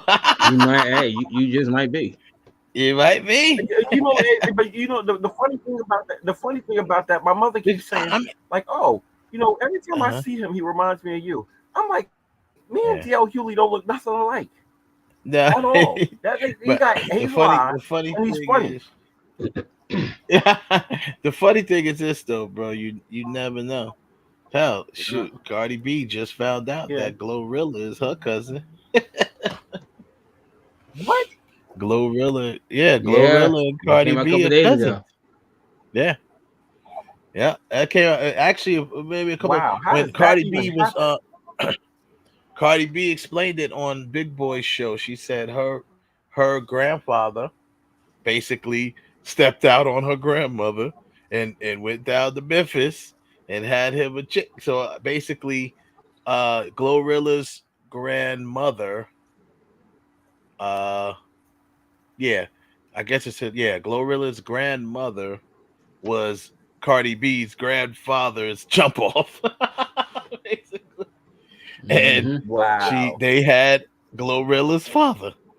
So yeah, and that's how she was like, I didn't think it was. She was like, but yeah, my grandfather used to go to Memphis a lot, and he had a girl down there, and apparently the girl he had down there is Glorilla's grandmother, basically. So and I don't know how Glorilla also said on Shannon's Club Shay Shay, she also said that she's also related to Lil Uzi Vert. I didn't know that either. She didn't say how, but she said they got the same last name, her and him. But she that's her cousin as well. But Cardi is her cousin as well. And they didn't find this. This is after they worked together and everything. This is after they did their music together. Like they didn't even know they were related. And they were like, "Wow, maybe that's why we hit it off so well." So you never know, man. Because I ain't gonna lie, bro. Other than you, I don't know too many other Hewleys until DL Hewley came out. Like that name doesn't seem very common to me. At least not to me. It hasn't come across. So I'm like, hey, you never know. There's Hewleys all over the place, and the funny thing, there's a whole bunch of Kevin Hewleys all over the place. There's one in Chicago. There's one that got locked up for some crazy not extortion, embezzlement. Damn. There's a couple of Kevin Hewleys out there. As a matter of fact, there's 2 on Long Island. Now that I think about it. Right.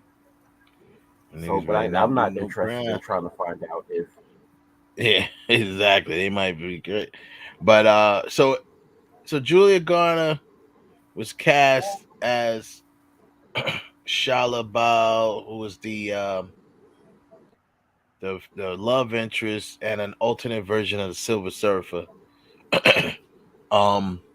She and I say alternate version because it literally was one of the alternate comic versions where she became a version of the Silver Surfer. She was not the Silver Surfer, where it's like, the only herald of Galactus.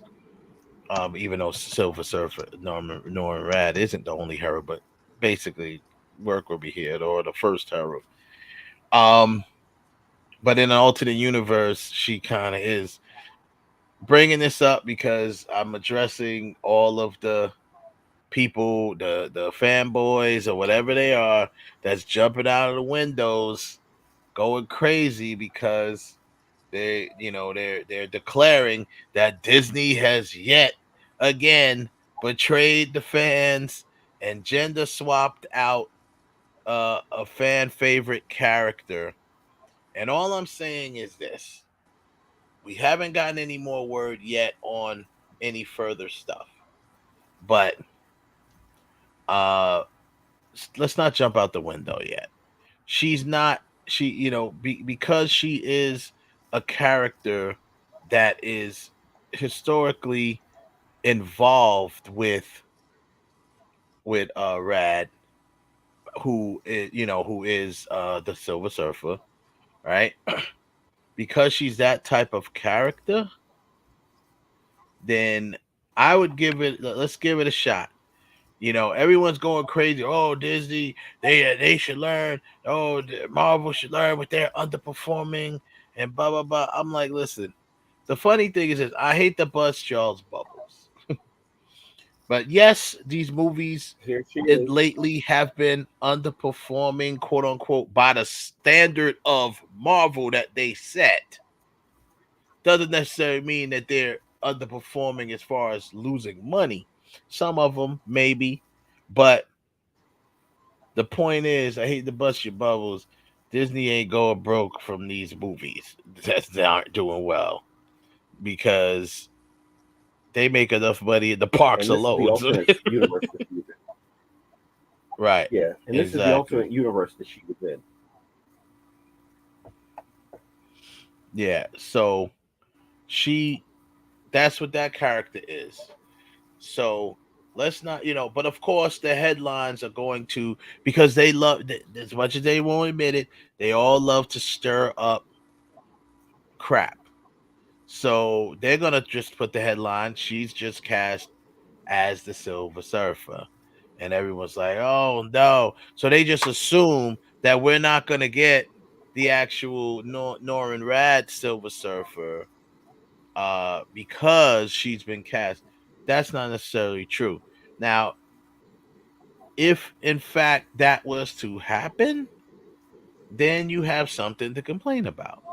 But I think, first of all, I was been discussing it with several people on Facebook and stuff. I said, number one, let's calm down. Let's not forget, like it or not, we are in the multiverse saga right now. So whether or not you like it or not, we're here. So you're going to see variants of people, of characters, variant is the key word. It doesn't mean we're not going to see that character. You're just going to see variants. You may see variants of the character as well. So one person's come back with, I don't want to wait. I don't want to see him in, 5 movies down the line, blah, blah. No one said that. No one even said that he wasn't going to be in this film. It just hasn't been announced yet or cast of who's going to play him. So, if people were paying attention, you heard Marvel say that, hey, Silver Surfer is going to get a Marvel Presentations, or presents, whatever the name of that thing is, they call it. Marvel Presents. The same thing they did with Wolf by Night or whatever it was. It's going to be the same thing with the Silver Surfer. So that in itself should let you know, like, oh, okay, she's going to be a variant, and we're still getting our Silver Surfer who still plays a role in Secret Wars. So, but no one's even looking. See, that's the thing, though. People aren't looking. They're not looking down to Secret Wars. They're looking at what's going on now, and they're still reeling from whatever they're reeling from that's already happened, right? So they're not even considering Secret Wars at the moment. They're just Marvel, this, that, and the other. Woke, gender swap, blah, blah, blah. So, yeah, I believe he's going to be, not only that we're getting that, but I definitely believe he's going to be in the Fantastic Four movie. And to be honest with you, I feel, I don't care if we're getting a special with him on Disney Plus. I feel if he is not in the Fantastic Four movie, that is definitely a bad move if they don't put him in this Fantastic Four movie. If you're gonna even bring up Galactus or anything like that in the Fantastic Four movie, they definitely need to have him in here somewhere. And even if they use her as a variant, we don't even know how much of a capacity she's gonna be used. Just because she's cast as a version of the Silver Surfer doesn't even mean she's gonna have a lot of screen time. We don't know that. We don't know what she's gonna be or do. We know whose character she's gonna be, but that's about it. So I just feel like people need to calm the F down.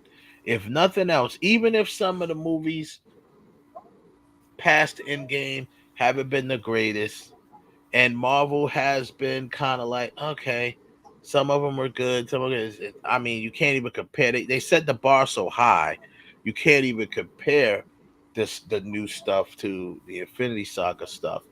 But still, in all, I feel that if nothing else, Kevin Feige is trying to course correct. Iger's trying to course correct. They've earned the benefit of doubt. Come on now. They've earned the benefit of the doubt at this point, especially Feige.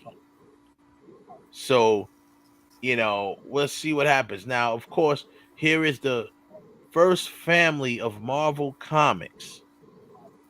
I can't bring myself to believe that Kevin Feige would do a movie about Marvel's first family and not, if he was going to include Galactus, which we hear that he is, and not include the Silver Surfer, the actual Silver Surfer that we all know. I just can't bring myself to believe that. And he's going to have to prove me wrong and do it. And then I'll be right on board with you fanboys and say that was a mistake. You cannot not show it. Just like if you don't put Doom in there, people, oh, Doom's going to show up in this and Doom's going to show up in that. Maybe he might show up in whatever, but you have to put Dr. Doom in Fantastic Four somewhere. No, even you if don't. it's just whatever. Yeah, of course you do. You have to. You have to. Yeah, You have you to. kind of do. That's like you You can't really do have to. Superman and not have Lex Luthor in there. No, you don't. You have to. No, you don't have to. You can't. You really and don't have to. and that's rightfully where he should be introduced in the Fantastic Four movie. It's not that far away. You have the perfect opportunity to do it. You got time to cast a good person to play Doctor Doom. There's your chance, because it's only what's Fantastic Four, a year away, maybe a year and a half away. So, yeah, that's what you got to. I mean, you don't really listen. You don't really have to. Everybody's stuck on Silver Surfer. You don't really have to be stuck on him, particularly because you are doing the multiverse. It doesn't have to, because for two reasons. One, you don't want to burn out your Silver Surfer juices by having him as Norman Rad in the I'm just using this number as an example, in the 364, and now you want to bring him back in the 616. Like you can do variants, and not only do variants, you don't even have to do, technically speaking, when it comes to Galactus, you don't have to do variants. You could do different people.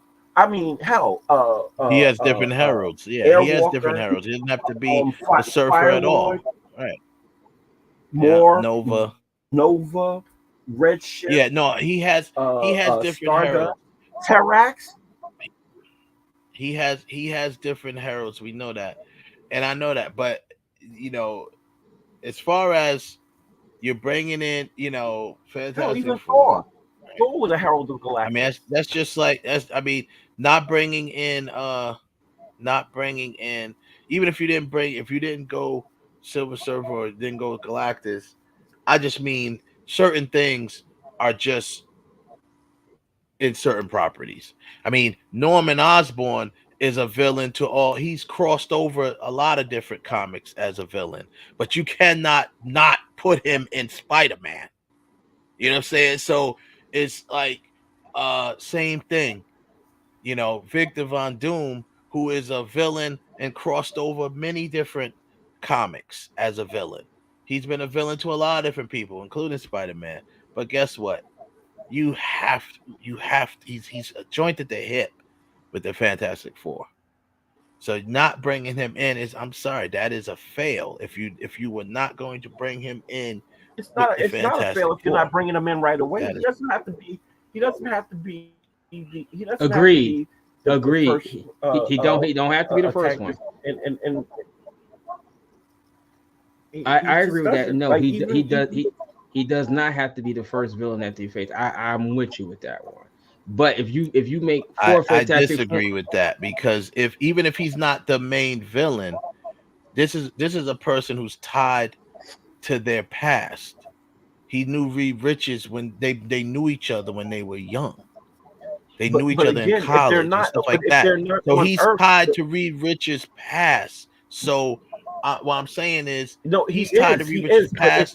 So he doesn't have to be, even if it's just Victor Von Doom, he doesn't have to be Dr. Doom. If but he has to appear somewhere in it. I disagree with that because I'll go two examples. Man of Steel, right? Lex Luthor is nowhere in Man of Steel, but we all know that he is the main Superman's arch nemesis. And the same thing with Batman Begins. The Joker is not in that. He don't come until part 2. Right. So no, you don't need to bring the main heavy into the first movie. Now I said first. Now, if it's a situation where you're going to make one Fantastic Four movie, then yes. But if you already got a line, we're anticipating making a series of these. We'll have to see, but we don't know what they're anticipating. But the thing is, the only way I will agree with that is depending on the storyline that they go with. If they plan on showing anything about their past, you have to show Victor Von Doom.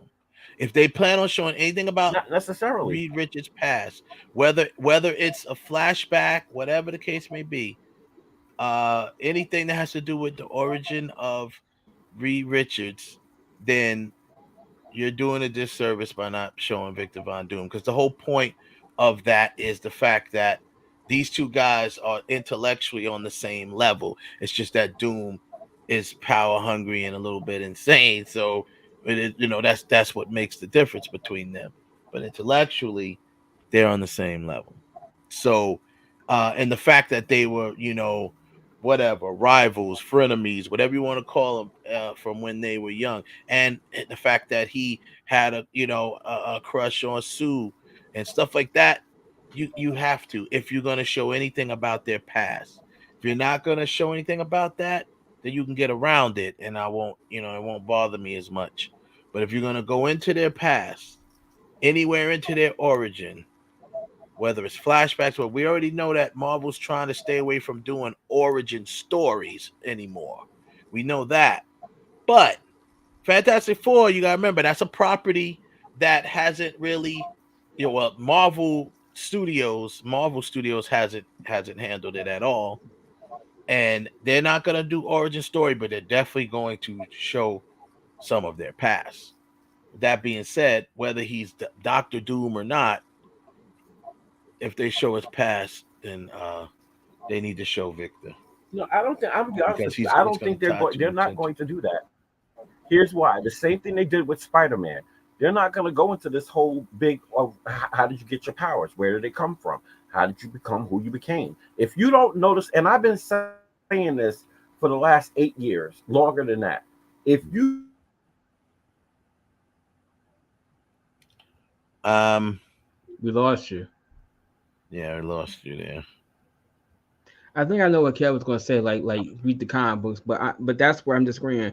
You got to stop telling people, well, just go and pick up the comic book, right? Because you're picking up the comic book now, it's in the current phase of whichever character. You're not looking at the original story. Mm-hmm. I always tell people, you got to remember the average person. The average person may very well not know anything about the Fantastic Four, so you got to give them an explanation as to how they got the powers, right?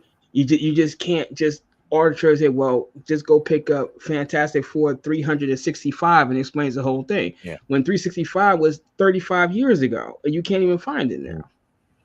You know. Yeah.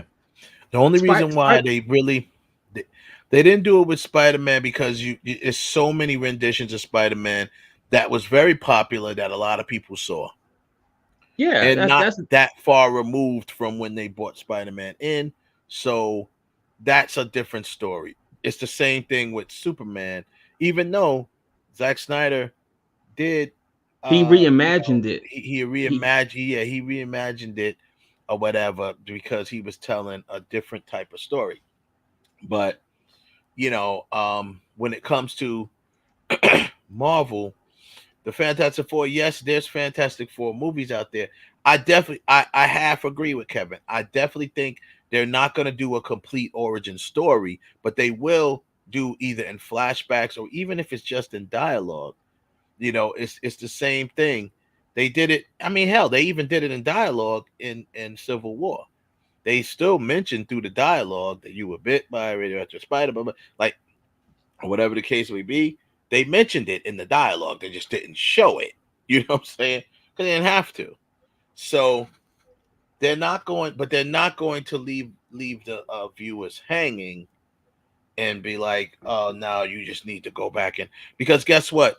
Kevin Feige does not want this. Here's the difference. He doesn't want anything associated with. He's not going to want anything associated with the Fox movie. You see what I'm saying? So, Sony was partnered on that situation with them. So it's a different thing. Yeah, I think they're definitely not going to do a complete origin story, but they're definitely going to have to go into their past and just a little bit of this, a little bit of that. So just for, and also because the origin story was never done right. So twice. Twice. And see, right. And I think that's why you do need to do the origin story because listen, the first Fantastic Four movie I actually did kind of like. I thought it was but that reboot was horrible. But if you are going to put a fresh coat of paint on the entire franchise, I think you do have to go. And since the Fantastic Four is so far removed from our conscience, it's back in the early 2000s, right? Mm-hmm. If it was 2019, that's a different story. But it's so far removed from us. I think now you get the golden opportunity where you can go back and tell the story properly. It don't have to be the entire movie. It could be the first 20 minutes of the movie. You get how they met each other, how they got the powers, and roll on from there. Yep. Exactly. And this is what I'm trying to tell. So if you look at these comments here, you got people here saying, the Silver Surfer's a male. See, these are the people that are not even like comic fans. So, like you said, the average person, they're gonna remember, well, Silver Surfer was a dude. And here you go again. Somebody, they quick to say the woke people. Silver Surfer was a male. Leave it to the woke to ruin another comic book character. And then someone explained she's not supposed to be Norrin Rad. She is Shala Bal, who was a woman who was a Silver Surfer in the comics, right? But what they also didn't explain is not only was she for a short time, Right, exactly. She's his girlfriend. Not for a short time. So at one point there was a point where they were together. There were two surfers, you know what I mean? And both of them was. He had gave her the power cosmic, you know what I mean? Actually there's a story arc where he did it to save her life or something like that. And they were, and he became there was a story arc where he became the herald for Galactus, the Silver Surfer, in order to spare her life or to spare her. Because I think because the original story, he's the last person. Like his planet was destroyed by God, but in this arc, he becomes Galactus' herald to save his planet. You see what I'm saying? So he's like, don't kill my. It's just like what Doctor Strange did with Thanos. Spare his life and I'll give you the stone, right? You know what I'm saying? So he was like, spare my planet and I'll be your herald and I'll help you get other planets. Because if I'm not mistaken, doesn't, and for you people out there, remember, Silver Surfer, you've already seen the male Silver Surfer, but didn't he kind of say that in that movie about when he was saying to Sue Storm, like cherish the memories that you have when, so he kind of led that there was someone that he was floating around with that. Well, I mean, died. there's other, exactly. He died. There was someone that he had that was his wife or whatever she was, and died. Yeah, and Kev seems to be having trouble logging back on, but it's the eclipse, which was a scam. Right, the eclipse. Scam. I didn't even get dark. It didn't get dark there because you didn't get the full. You had to be at one of the place where it was a total eclipse. It wasn't total over like here and not where you're at. It was just partial. But in Cleveland, it was total. In Cleveland, it was total. Yeah, I don't even know if y'all got anything over there. We got nothing. Yeah, we got partial. I saw it. I looked through the glasses, and I saw it was about maybe almost half, a quarter of it, almost half. But if you're in certain places, like Cleveland was one, Texas was another. They got the full, and even Niagara Falls got the full total eclipse. Yeah. They let me see here. Yeah, they got the full total eclipse. It got dark. Like when they were broadcasting. He said he keeps getting kicked out. What the heck? Let's see if he gets in this time. You back? I saw you keep getting kicked out. What the heck is happening? Yeah, I don't know. I kept getting every time I try to go on my laptop, I keep getting kicked out. It's Ralph the said man. It's the eclipse. It's the man. He said it's the eclipse. Now I'm saying it's the man. The man saying, "Nah, Kevin too political. So we got shit." Yeah. I think I threw two. I think I threw one too many Ritz saltine crackers out there. Yeah, exactly. Yeah. So here's another one. They said MCU rumor hints new love interest for Tom Holland in Spider-Man 4. Well, maybe he'll. I mean, you gotta remember where it started. She no longer even remembers him. Yeah, where they left it, I should say. So she don't even remember him no more. So that's very possible that he just go ahead and start somewhere else. He might actually meet his Gwen Stacy. He might meet Gwen Stacy, or he might meet Mary Jane. But we'll see. Yeah, I wonder how that works in real life. Does she just randomly be like, "Oh, I don't know you"? What do you mean? Aren't they dating in real life? Yeah. Oh yeah, they are. And actually her new movie, she just did a article talking about the intimacy coordinators that was involved in her newest movie called Challenges. Because she's, I don't know, I guess it's a little erotic, little something going on in there. And I guess is she doing nudity in this movie? I don't know if she's doing nudity, but she's doing definitely Something. her character. Yeah, her character is involved in a love triangle between two guys, her and two guys, and so she's Yeah, doing she's some. like a tennis coach between the two guys, but Yeah. also Right. Mm-hmm. she's yeah. Yeah. Yeah, I heard If anybody can do it, she can do it. yeah, she getting it in. I hear and this was so Yeah, she crackering with the crackers. she talking about the yeah, right. She's talking about the intimacy coordinator, helped make things more comfortable, whatever. But yeah, that's pretty interesting. You see that.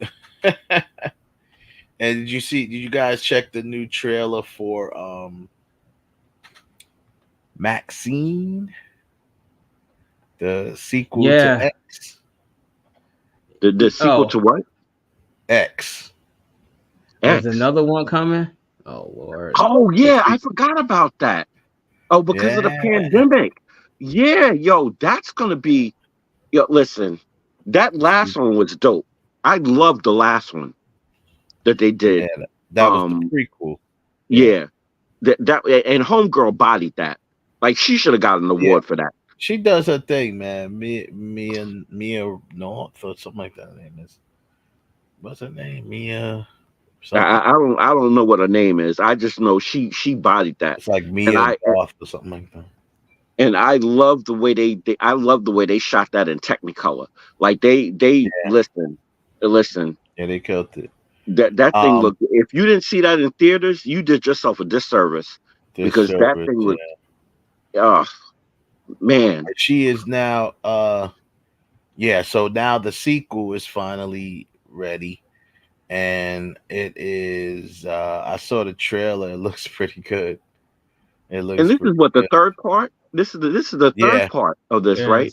It's the third part because it's basically picks up after X. Because remember, the other one was the prequel, right? And this now picks up after that girl was the last one, and she leaves and she goes to Hollywood. So yeah, it looks pretty good. So that's okay. So they're circling back. So it's basically a circle back to the first movie. Yeah, almost circle back to the first movie and going. It's a sequel. It's a true sequel. You know what I mean? It's a direct sequel to the first movie because the other one was a prequel to it. You know. So yeah, it's looks good though. It's very good. Well, technically, this would be a prequel too, because this would be. It's not a prequel. It takes place after she leaves the farm. Oh, that's right. Because she was the only. Right. She was the only one left. She in left the first farm. movie. In the first movie, after she left the farm, she left the farm and went to Hollywood. Yeah. So yeah, that's where it takes place. So it looks good though. Well, I definitely enjoy it. I'm definitely looking forward to that, and I would suggest that y'all go see, the Omen, the first Omen or whatever it's called. I don't know why I can't remember nothing. I think I'm getting early on set. I don't do supernatural movies no more. I don't do that. Nah, I gave that up. I gave that up way back. I told you, man. Do I always have to show my chicken shit ass? Have to tell you every time I have to repeat this story? When I saw an old girl walking down, spider walk down the stairs backwards like a spider in the recut of The Exorcist, I said, I'm done. I'm not watching no more of these. That was it.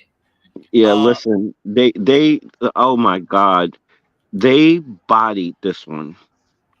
For it to be a prequel to The Omen, they did The Omen such a service.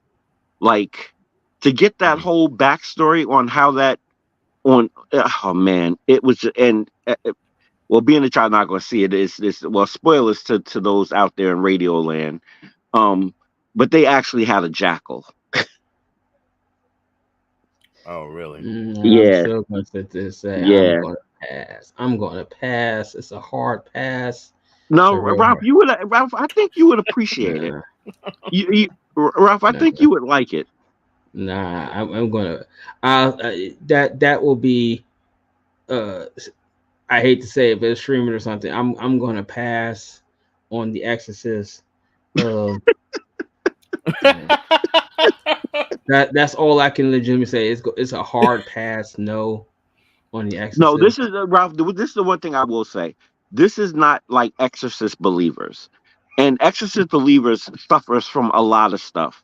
But the main thing that they suffer from, which I found out later from talking with Wes about it, is there was a lot of stuff that was left on the cutting room floor because there was like the story just didn't like. Anyway, this is not like that. This That's is okay.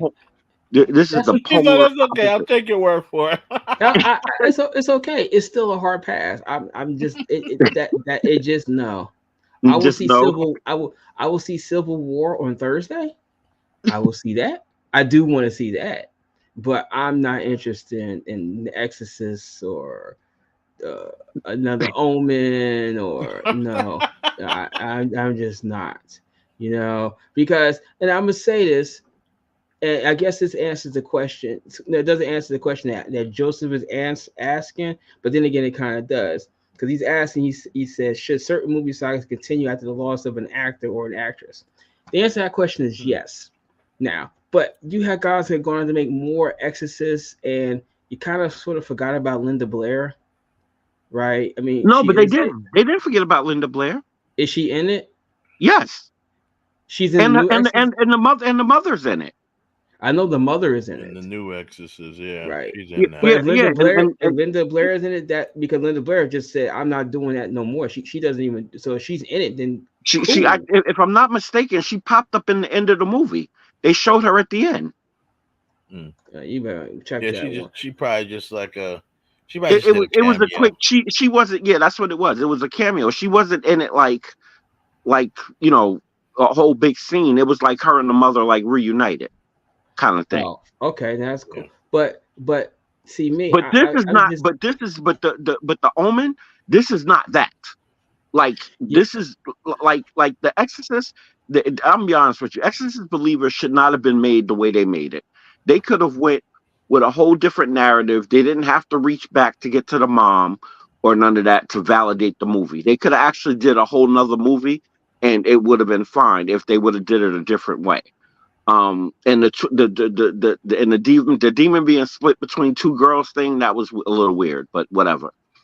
Yeah, but like I said, this whole thing and I'm not trying to sell y'all on it, but the way they shot the Omen and the way they did the whole story, like her going back to Rome, and they pieced that whole story together, like the whole story about because obviously in the Omen when Gregory Peck and what's his face goes down to the cemetery when where the dogs chase him. That's where they find they find the body the body of the jackal and of the baby, which was his baby actually. Yeah. I'm so out of touch with the Omen period. I mean the the original Omen. I mean I saw so many years ago, obviously when it came out. And that's funny because my mother used to be a horror movie. I used to be a horror movie buff, and I always did because my mother was. But yeah, I don't do the supernatural stuff no more. Like I said, it's a hard pass for me. But for anybody like it, cool. But it's a hard pass for me. You know what it is? It's the way Ralph is saying it. I don't know whether he's saying it's a hard pass because I don't mess with that, or it's a hard pass like nah, man, that's trash. I don't mess with that. For both reasons, it's a hard pass for me. He says a hard pass for me. but it sounds like it's a hard pass of nah. That's what Stevie Wonder said. If you believe in things you don't understand. Yeah, I'm gonna have to go. I'm gonna have to go to Stevie Wonder. We're gonna have to watch The Exorcist in Swahili. Yeah. We're yeah, we good.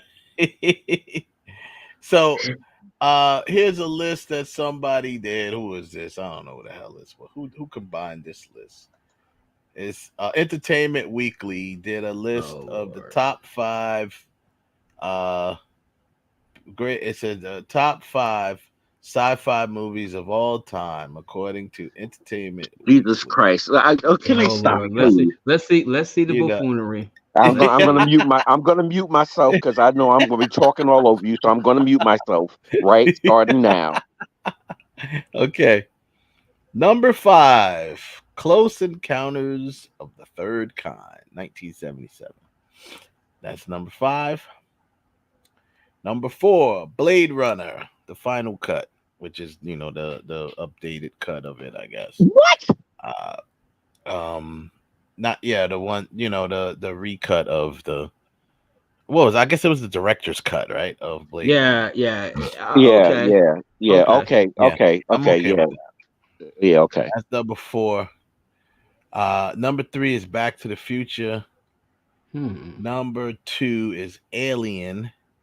And number 1 is 2001: A Space Odyssey. Nope. Because first of all, number 1, and listen, I love Alien, but that should be with an S. Yep. Let's just be clear. They got that one wrong. I will give them Close Encounters of the Third Kind only for one reason, because that was the first sci-fi movie that I ever saw in theaters as a kid. That's the one that my mom and my dad took me to see. And I was a kid when that came out. And then obviously, the next one was Star Wars, and then because my mother was a Trekkie, Star Trek. That's what I'm saying. Like, I'm like, why? Like, how is Wrath of Khan not on? Like how is Wrath of Khan not on How that come list? there's no Star Wars nor Star Trek? Those two right there. How are you even about to have some list of the greatest sci-fi movies of all time, and you do not have? I'm sorry, The Empire Strikes Back, which I take on Star Wars, or Star Trek 2. They only have 5 slots, Ralph. I don't listen. I'm with Ralph on this one. I don't how. Like I'm gonna keep it a buck. How is Raiders? How is Raiders of the Lost Ark not on there? Because I don't know if that's that's an action sci-fi. movie. That's more that's the action movie. But technically speaking, that's it is action adventure. But it's not. It's not under the genre of sci. We can't go technically. It's got to be under what it came out as, what it's listed as. It's an action adventure. I go with that one. Right. Action adventure. Listen, man, they were dealing with the Ark of the Covenant. I don't care. It should have been listed as action. It should have been listed as sci-fi, because now you dealing with God body.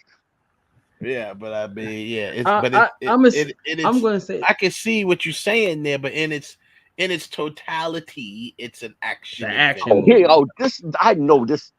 I know you did not just. Ralph, did he just say totality? I said it's totality. Yeah, it's that's totality. like. But I agree that's like sitting there saying at this core, Die Hard is really a rom-com. No, it's not. It's an action movie. Okay, that's a stretch. That's a stretch. But I say, no Star Wars, any of them for that matter. Either New Hope or Empire Strikes Back, either one or both. So I mean, technically speaking, Back to the Future is not a sci-fi movie either. Yeah, you kind of pushing it's riding the line a little bit. It's a sci-fi comedy. It's a sci-fi adventure. Oh, Jesus Christ! Yeah, Jesus Christ! Oh, because it's dealing with time travel. Okay, that's sci-fi. That's science fiction. Anything dealing with time travel is gonna be science fiction for sure. I'm looking. I'm curious. Wait a minute, Wes. The list that you have, does it go through 6 through 10? No, it just goes. The top 5. That's it. Okay. The only one out of all of them that I'm going to keep on there is Blade Runner. Blade Runner, I will sit there and give it. Yeah. But really, so you're not going to keep Close Encounters? Nope. Close Encounters can get put down. For me, it's The Empire Strikes Back. Mm-hmm. Then Star Trek 2, The Wrath of Khan. 3, I'm going No, 3. I'm going to say Blade Runner. 3. I'm going to say Blade Runner. Say Blade Runner. 4. Man, I'm going to say Aliens. It's a slight nod over Alien, and I do mean slight. I mean, either or would be good, but yeah, I'll put Aliens up there. Then number 5 for the sentimental value, I got to put E.T. I would have to put E.T. Jesus up there. Christ! Oh my God! Yeah, I'd put E.T. up there. Okay, you know what? Phone home. Okay, yeah. I mean, Yeah, Texas phone Instruments. home. Phone home. E.T., take your ass home. Okay, yeah. You know what? Just like he said, for the sentimental value. If you want to throw, if you're taking out Close Encounters of the Third Kind, then you got to put ET on there. ET, yeah. Yeah, that makes sense. That makes sense. I would say Close Encounters was much more technical movie, yeah. And and not for nothing, I would put other things that I would give consideration to Contact. I love Contact. I thought Contact was good. Actually really, yeah, that was really good. Actually, I have to agree with Ralph. I would So give. what about? I would what give about, Highland. like, I would give consideration to Highlander. all right. I'd give What consideration. about? You wouldn't consider Independence Day? Yeah, that's what I'm about to say. Independence Day. You got to put Independence Day. Well, that's what I was about to do. I was about to do my top 5, and and Independence Day is on that list of my top 5. When that movie came out, I sat in the Lido Theater. I watched that movie 3 times back to back. Literally back to back. Sat through the credits, went and got fresh popcorn, came back and watched it again. So do your 5, Kev, and then before we go, I found another list. You know how Rolling Stone Christ. I found Rolling Stone. Rolling Stone. They got the top. They got the top 150, and I'm not gonna do all of them, but I'm gonna do like their top 15. Okay, let me run through my 5 real quick then. Independence Day. I'm with Ralph with Aliens. Terminator. Yeah. Put Terminator in there. Another movie called Battle of the Stars. A lot of people probably don't remember that. Larry would probably remember that. No, I can't with that one. No. That's my joint. No, that is my joint. I love that movie. Ralph, I don't care how cheesy you say it is. I love that movie. That's one of my favorite cheesy sci-fi movies. I love that movie, especially when Mommy got cut with the knife while she was cutting the tomatoes. Okay. And my last one would oh God, my last one. I'm gonna stick with Close Encounters as my last one. I definitely have Star Wars. I definitely have Terminator.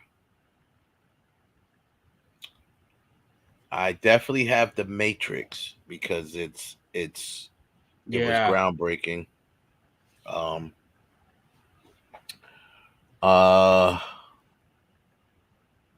Blade Runner.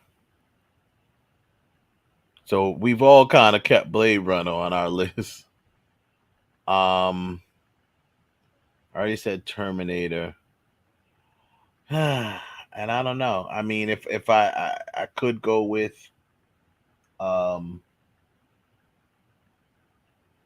Empire Strikes Back, I guess. Oh no, since I used one of the Star Wars, I'll use Star Trek Wrath of Khan. Yeah, I'll use that. Yeah, I think Star Trek, because Star Trek being one of the the shows from the show. I mean, to me, it's one of the first science fiction shows I've ever watched. So, when they started doing movies in the Wrath of Khan was good. Yeah, the first Star Trek movie was great. It was all feel goods and squishy wishy. Wrath of Khan just came in and was like, run your wallet. Give me your money. Because honorable mention, if you want to talk about science fiction, I guess. Oh man. like I said, I'm Maybe going Mad with Max. I mean, maybe Yeah, Mad Max, Mad RoboCop. Max. The Road Warrior over Mad Max. I take the Road Oh yeah, Warrior. definitely. Mm-hmm. Okay. Yeah, RoboCop. I'm gonna give two movies that I don't think a lot of people saw, but you should have. One was this movie that came out low budget. It was called Millennium back in late 88, 89. It was a good movie. And not for nothing, I liked Lady Hawk. I thought Lady Hawk was kind of cool. Yeah, that was good. I did like Lady Hawk. Yeah. You know? But and one of my favorite movies I always thought was I got two favorites that I thought went under the radar, or not under the radar, but just didn't get the props they deserve, but they were good movies. They're both what's his face? The guy, what's his name? Richard K. Dick films. One is the Minority Report, and the other one is the Adjustment Bureau. Yeah. Minority Report and the Adjustment Bureau, to me, were both very good science. I mean, that's another. I mean, Philip K. Dick.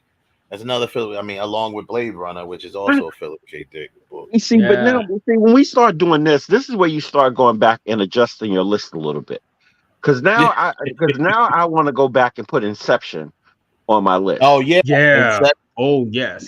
Yeah, that's Inception. Might be one of the baddest. That's a game changer right there. It was a game changer because to this day, it'll drive you crazy. Crazy. I stopped watching it. Every time it comes on, I turn it off before the end because it drives me crazy to figure out if I know. Does the top stop spinning, or does it keep going? Going. It started dwindling a little bit, and then he freaking. Oh my god! If I ever meet Christopher Nolan, man, I'd be like, bruh. Why are you playing with me like that, man? I'd be like, you can redeem right now. Just tell me right now. I need to know one thing. Did the top stop spinning? I mean, but you know what? Can we just keep it a buck? Common sense tells you that the top eventually would stop spinning. No, that's not I common don't sense. know. Because not if he was still in.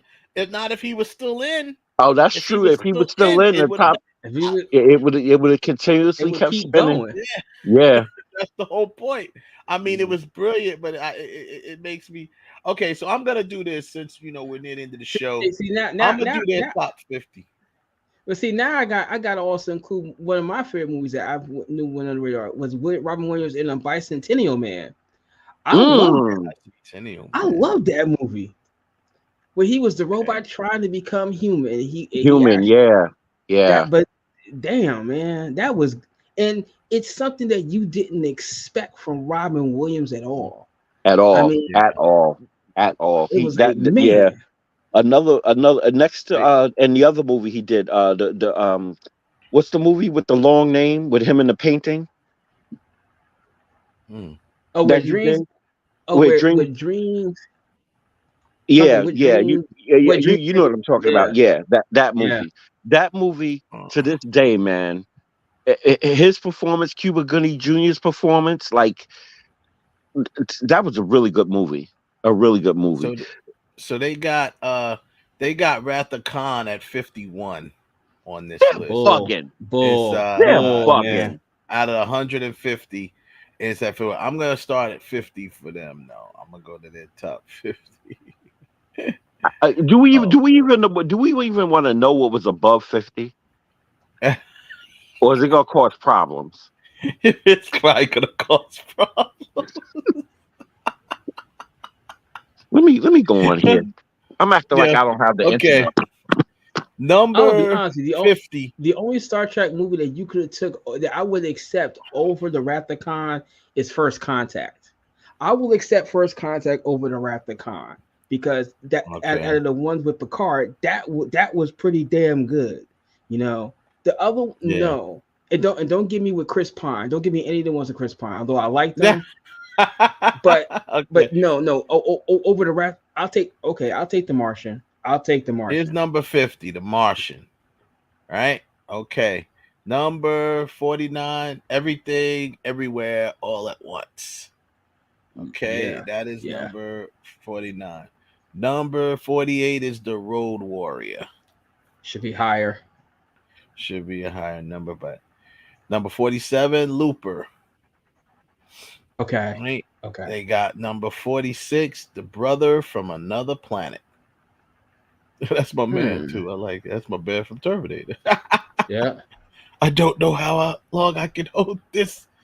Don't know how long I can hold this. And then 45, A Trip to the Moon, 1902. Jeez.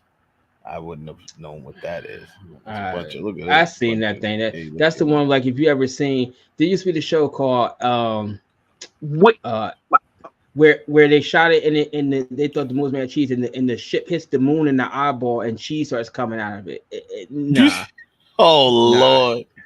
Yeah, that's Wait a bad. minute. Hold up. 44. Hold up. I'm sorry, Wes. I don't mean to do this to you. I said I was going to mute myself, and I remembered that I had the internet, and I had to go look. Oh, why is Demolition Man at 148? Explain that to Now I me. gotta look at the list. Now I gotta look at the list. Hey, all right, let me finish. I'll get Gravity. I'll put Gravity. You go ahead, Wes. I'm gonna mute myself, but I just had to say that. 43 is They Live. Yeah. 50. 42 is Back to the Future. They got it all the way down at 42. I think it needs to be a little higher. 41, Videodrome. Videodrome. Man. Not number 40, The Terminator. So there's 39 movies better than The Terminator, huh? Number 39, Wall-E. And see y'all that just ain't played it. yourself. That ain't it right there. Why is Wall-E shouldn't even be on the list? And that was a good movie, but it shouldn't even be on the list. Yeah, any animated should not be on this. Why did it see? This is what happens. We read these lists and then we have to make our own because we have to make the ultimate list because these people screw it up all the time. Take these animated films off because there's a million animated films you could use as a sci-fi film. Oh, okay. So, I just want to slide one more in there. I'm sorry. Why is the last Starfighter? Why is the last Starfighter at 145? Oh, that's no. But even right here, crazy. Inception is at 38. No, that needs to be a hell of a lot higher. It should be higher than that. They got original Godzilla at 37. 36 is Forbidden Planet, 1956. That needs to be lower. Her is 35. All right, I gotta stop. Why is Her even on this list? Yeah, it's not a science fiction movie. Why? Because the phone actually talks. Come on, man. That shouldn't be on there. Another one shouldn't be on there. They got Aliens at 34. Aliens. We need to call them something like, yo, who put this together? The Invasion of the Body Snatchers at 33. The original. What? Which one? I know they're not talking about the original. Oh, 1956. Okay, 1956. Okay. The original one, yeah. There's another animated. They got Akira at 32. Great film. Absolutely should be on the list. Absolutely should be on the list. Great film. I don't know. I don't think any animated should be on the list. Because you're gonna put Akira, then you might as well put, Heavy Metal. You might as well put. Oh yeah, definitely Heavy Metal. Heavy Metal. Definitely Heavy Metal. Yeah, Heavy Metal, absolutely. Yeah. And number 31 is what's that? Legedi. The hell is that? I don't know. I have no idea. Exactly. 1952. Mad Max Fury Road is at 30. Okay. All right, it's the top 30. Ex Machina. I'm saying El Machina. Yeah, I go with that. That was good. I'll go with that. That was actually 28 really is Brazil. Okay. Complicated, not served. What's that? Alphaville is 27. Never heard of it. Never heard of that. I never heard of that either. It looks like it could be. I don't know. The Fly is at 26. Yeah, I can go with that. Number 25 is Quatermass in the Pit. Never heard of it. What? Never heard of that either. Okay, I'm gonna have to look this list up. The Minority Report is at 24. Okay. Not where I would put it, but I'm not going to go crazy. Snowpiercer. No, Listen, it needs to be lower. That's exactly where it's supposed to be. That's actually exactly where it's supposed to be. That was a very surprise sleeper movie to me. The It was Empire very Strikes. I'm done right there. Empire Strikes Back at 22. No. They're crazy. Wait, what? What's at 22? The Empire Strikes Back. They're bugging. The Thing is at 21. Oh, they're really bugging now. They done lost their mother. They done lost their mind. The Thing. Here's the top 20. Top 20. Number 20 is Solaris. No. Or that one, or the George Clooney Like, one. no. 19 is Planet of the Apes, the original, 1968. Maybe that one. Maybe that one. Maybe. Invasion of the Body Snatchers, 1978 at 18. Okay. That's the one with Donald Sutherland. Sutherland, yeah. Mm-hmm. Which scared the freaking living crap out of me. Invasion of the Body Snatchers scared the crap out of me. That was like the one film that just always had me like I never liked it. I mean, I liked it, but I was always I don't know, it scared the crap out of me. Number 17 is Eternal Sunshine of the Spotless Mind. Right. Yeah. That is so good. It is Good, not even funny. Like, damn, Jim Carrey could really They have act. Terminator 2 Judgment Day at number 16. Needs to be a little higher. In their top 20. Needs to be a little higher though. I mean, Edge of Tomorrow, another underrated film. Oh my God, that's top 10. 15. That was a good film. That was good ass I movie. really love that film. I really, really love that film. Arrival at 14. That should be lower on the list. That should be like in the 30s. But yeah, I'm saying that should be like in the 30s. Fell from Earth, number 13. The man Who fell to Earth. The Man Who Fell to Earth.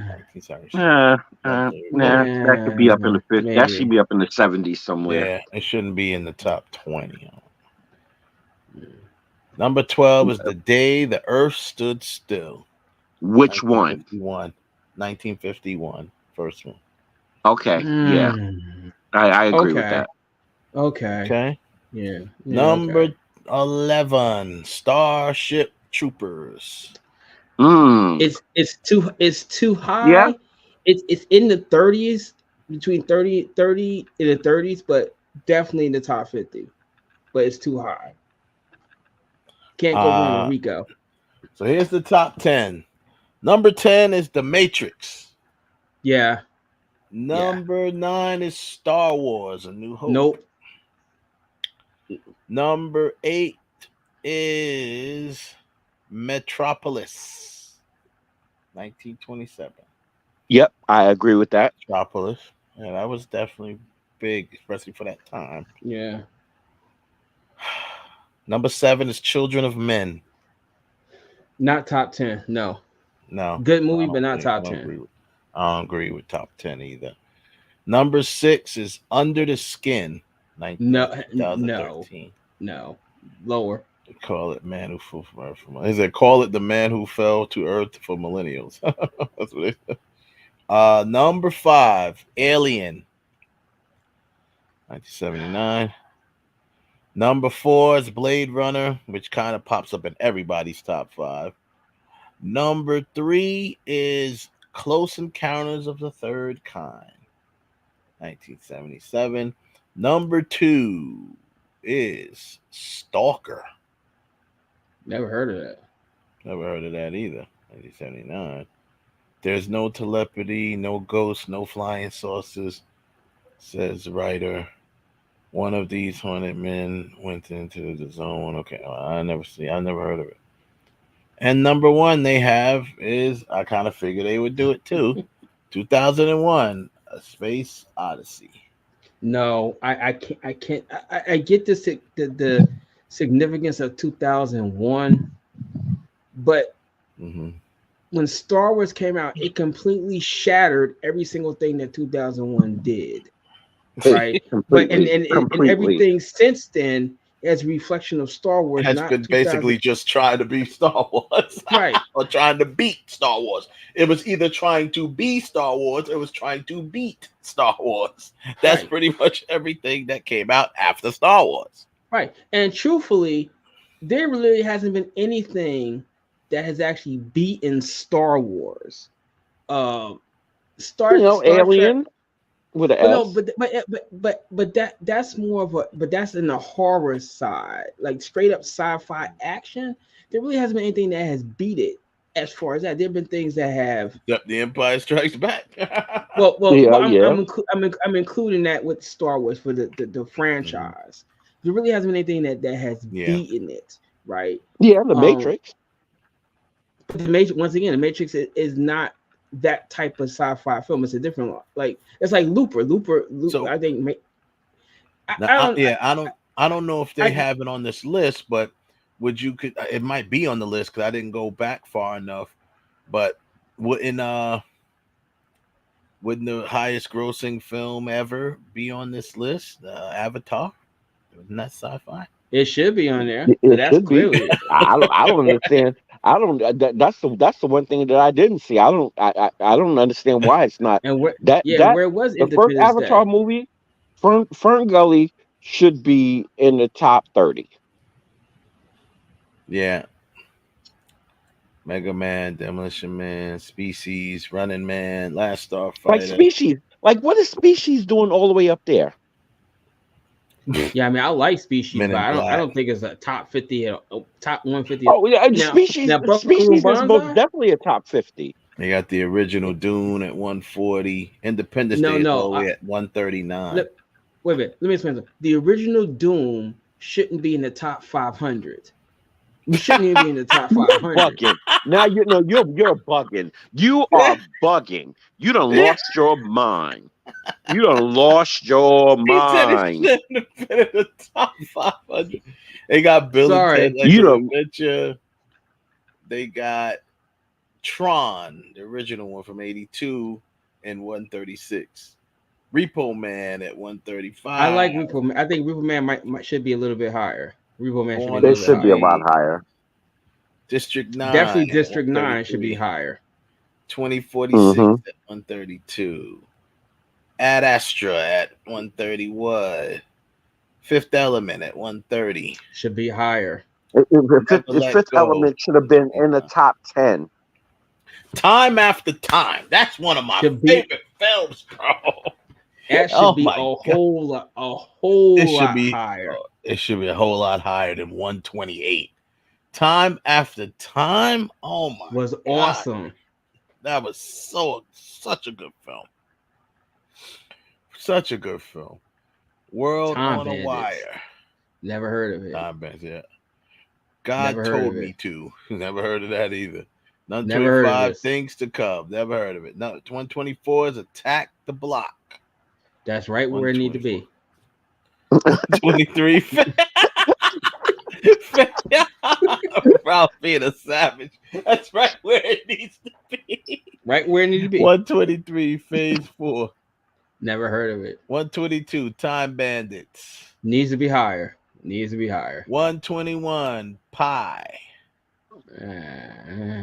120, Dark City. Now I might give Dark City I think Dark City is top 100. Yeah, I do think Dark City is top 100. That was good. Yeah, definitely. 119, The Time Machine. Oh, that should be in the top 50. 118, The Beast from 2000 Fathoms. 117, Guardians of the Galaxy. I think the first one should be in the top 100. I can't deny that it shouldn't be. 116, The Vast Night. I never heard of that. Never heard of it. 115, Rogue One. That should be higher. That's top 100. That's top 20. Rogue One. I know, but I'm willing to go top 50 with Rogue One. Right. 114 is Them. They're bugging. 113 is Death Race 2000, 1970. Oh my God, that's they're bugging. Gattaca. Now 112. Gattaca again. Yeah, that's Gattaca right where should be. it's right where it No, I be. think Gattaca should be I think it should be in the top 100. I think you could make a case to put that. Serenity 111 Serenity. a couple That of you know notches what? higher, not 100, Higher, but yeah, a little bit higher. definitely. Not I 100, agree with but a that. little bit higher. I agree with that. What's that? Extends. How's that pronounced? I don't know. I heard of it. I never saw it. 110. 109 Barbarella. Barbarella. Yeah. 108 Invaders from Mars. Colossus, The Forbidden Project is 107.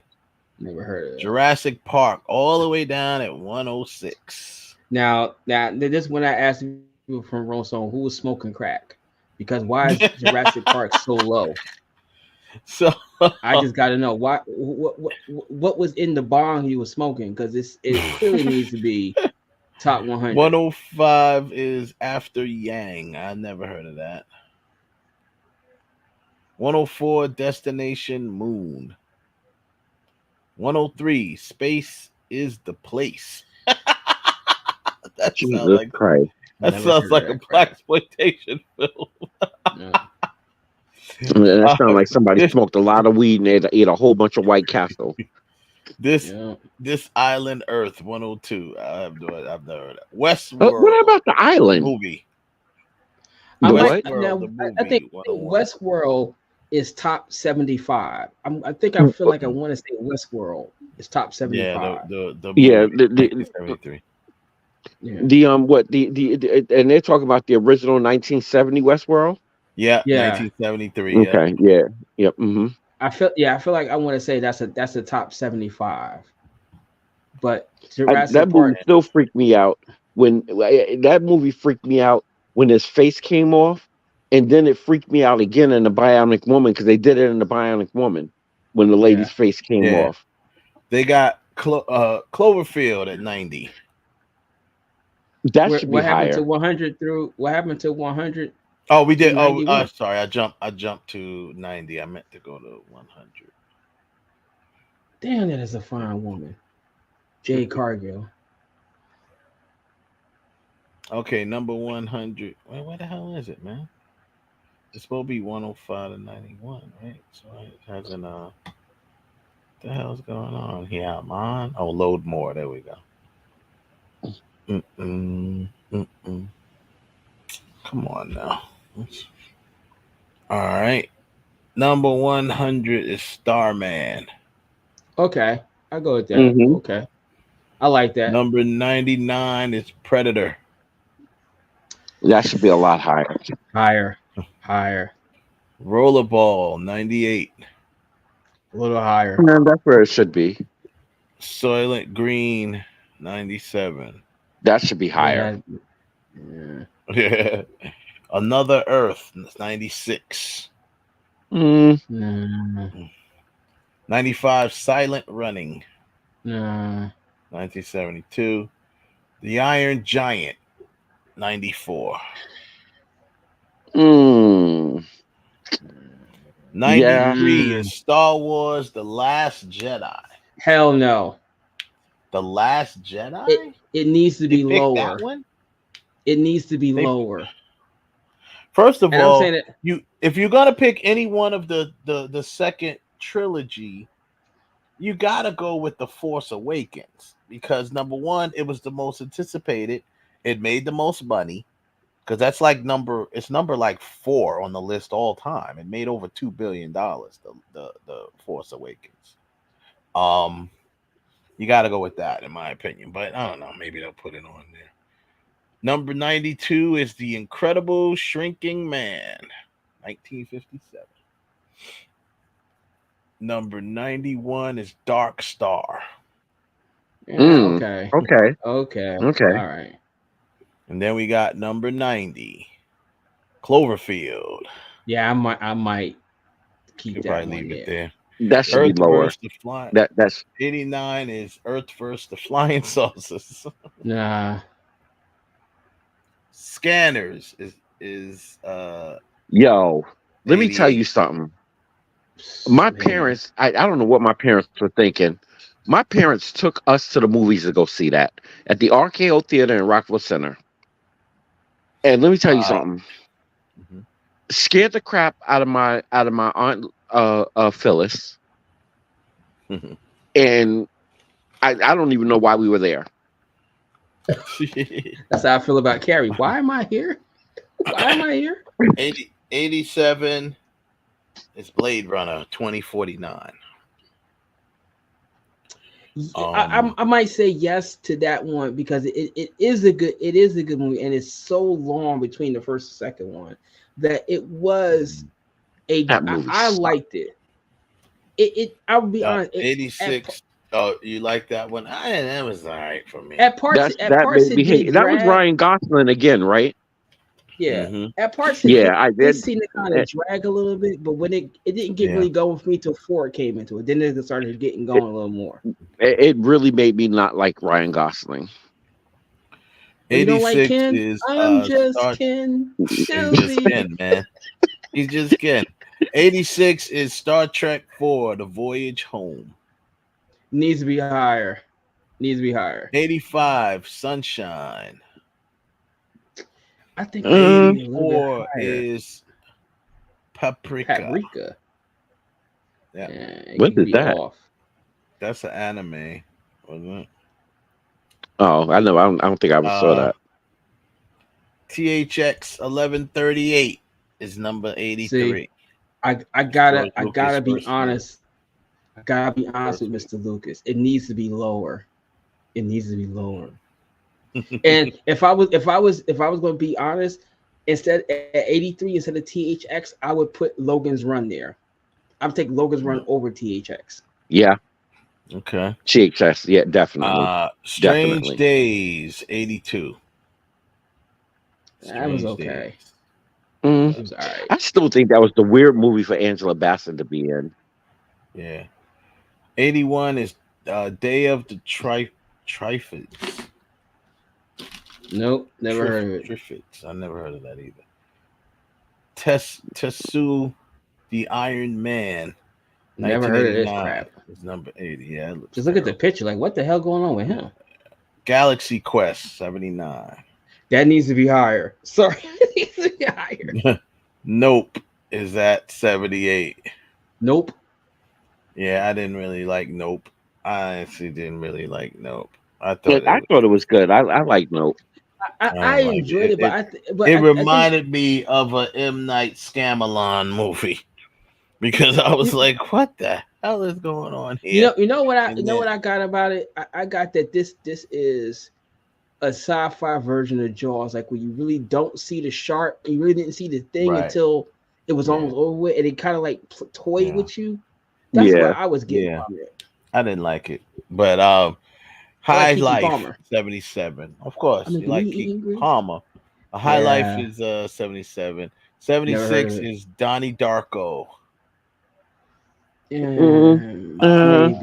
Maybe. 75 is The Host. Hell no. Oh my God, no. No. 74 is AI, Artificial Intelligence. It needs to be lower. Good movie, but just a little bit lower. Yeah. 73 is Total Recall, 1990. Listen. Okay. That was one of my favorites. Which one? The original. 1990. Man, that Colin Farrell one was crap. I hated that one. It wasn't bad, but it wasn't. Dick film. Another one from the mind of Philip K. Dick, Total Recall, which was actually called We Can Remember It For You, Wholesale. For You. The name of the book. Ghost in the Shell, 72. Listen, you talking about the anime, right? Animated. Yeah. 1995. That was, and I will say Logan's Run is 71, Ralph. Okay. I'll go with Logan's Run. And I have to say, and I'm giving a shout out to Scarlett Johansson because people give her a bad rap for that, and she did exactly what she was supposed to, because that person was of the Caucasian persuasion in the original anime. Escape from New York, is that considered sci-fi? Yeah, Yes, yes, 100%. that needs to be higher. That needs to be It needs to be higher. a Sorry, lot higher. Snake Plissken need to be up there. Man, man, And I saw that in the movie theater with the Fahrenheit sticky. 451 at 69. It could be Mm, lower. Could be lower. yeah, 68 is the what's that? Andromeda strain. Andromeda strain. oh, that was that. I like that. It's right where it should be. Fantastic Planet at 67. I don't know Liquid what that is. Sky at 66. No. Annihilation at 65. Didn't That sounds see it. familiar. I didn't see it with Natalie Portman. I didn't see it. Interstellar 64. Oh, that was good. Annihilation with Natalie Portman. Here lies 63 Avatar. Think it needs to be higher. It needs to be a little higher than that. Even though I didn't higher. like it, it was groundbreaking. I didn't like it, but it was a groundbreaking film, and it's the most grossing film ever. So I did. I love the first Avatar. It was Fern Gully on steroids. I loved it. Yeah, but I still stick by. Oh, that was another good one. 62. Now see with that one right there, Contact. But with Contact, they have on this list Gravity lower. Gravity needs to be over Contact. You definitely. I agree with that statement. I definitely agree with that statement. Because Gravity is the realest horror movie you're ever going to see, because although it never happened, if you got stuck in space, there is no rescue. You are up there. Listen, when George Clooney went floating off into the hereafter, I was done. Yeah. That was, matter of fact, that was George Clooney today in front of the clips. That was Clooney floating in front of the sun, and he created the eclipse. Yeah. Yo, that's just terrible. 12 Monkeys at 61. I like that. I like 12 Monkeys. That was a good movie. Very good movie. Number 60 is E.T. the Extraterrestrial. Higher. No, it's where it's supposed to be. Nah, Scanner Darkly. I never heard of that. Well, I saw it. Scanner Darkly. That was good. It was okay. It was good. That's another Philip K. Dick. Yeah, joint. Philip K. Dick had a lot of good stuff. He had a lot of stuff. Yeah. A lot of good movies are made from his stuff. Really great movies are made from his stuff. Yeah. Like we said, from Blade Runner on down. And that's when they first started doing that animation, the weird animation with the live people animation or whatever you call it. Yeah, like Sin City, like they do with Sin City. Yeah. Okay, RoboCop 58. Higher. Needs to be higher. 57 is Moon. I just thought Moon was getting all this praise. I just thought it was so. It didn't really. It was okay.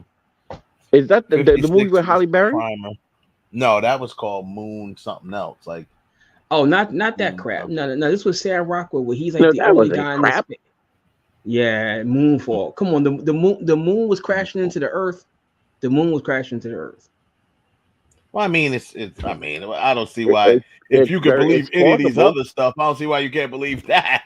I was like, nah. I watched. I was like, nah. I mean, the moon crash. I mean, if you didn't like the movie, that's fine for whatever reason. But in my opinion, you can't not like the movie just because the premise was the moon falling to the earth. I mean, you believe other stuff. Why can't you believe it? And it just wasn't just that the moon was falling to the earth. It goes into the hollow. It goes into the hollow moon theory. That's the main part of it. Because they went into. I was like, Yeah, and not for nothing. I know, Wes, you haven't gotten to number 51, but where the hell is Armageddon? Why isn't Armageddon up there? Primer is number 56. 55 is Seconds. Never heard of it. 1966. And let's see. Come on, load. Damn it. Well, I know that's War of the Worlds right there. I think that's the That's original. War of the Worlds, yeah. 54 Which is one, War of the Tom Worlds. Cruise No, that's or 2005. Oh, That's really? 2005. Yeah. That's a good Dune place for that Part one. 1, the newest one. Part 1, Dune, 53. 52, a Clockwork Orange. I think a Clockwork Orange needs to be a little higher. Yeah. I think it needs to be a little higher. And Star I'm sorry. Trek, The Wrath of Khan at 51. That needs to be a hell of a lot higher. Yeah. And then we did the top 50. But yeah. But no Armageddon, no Core.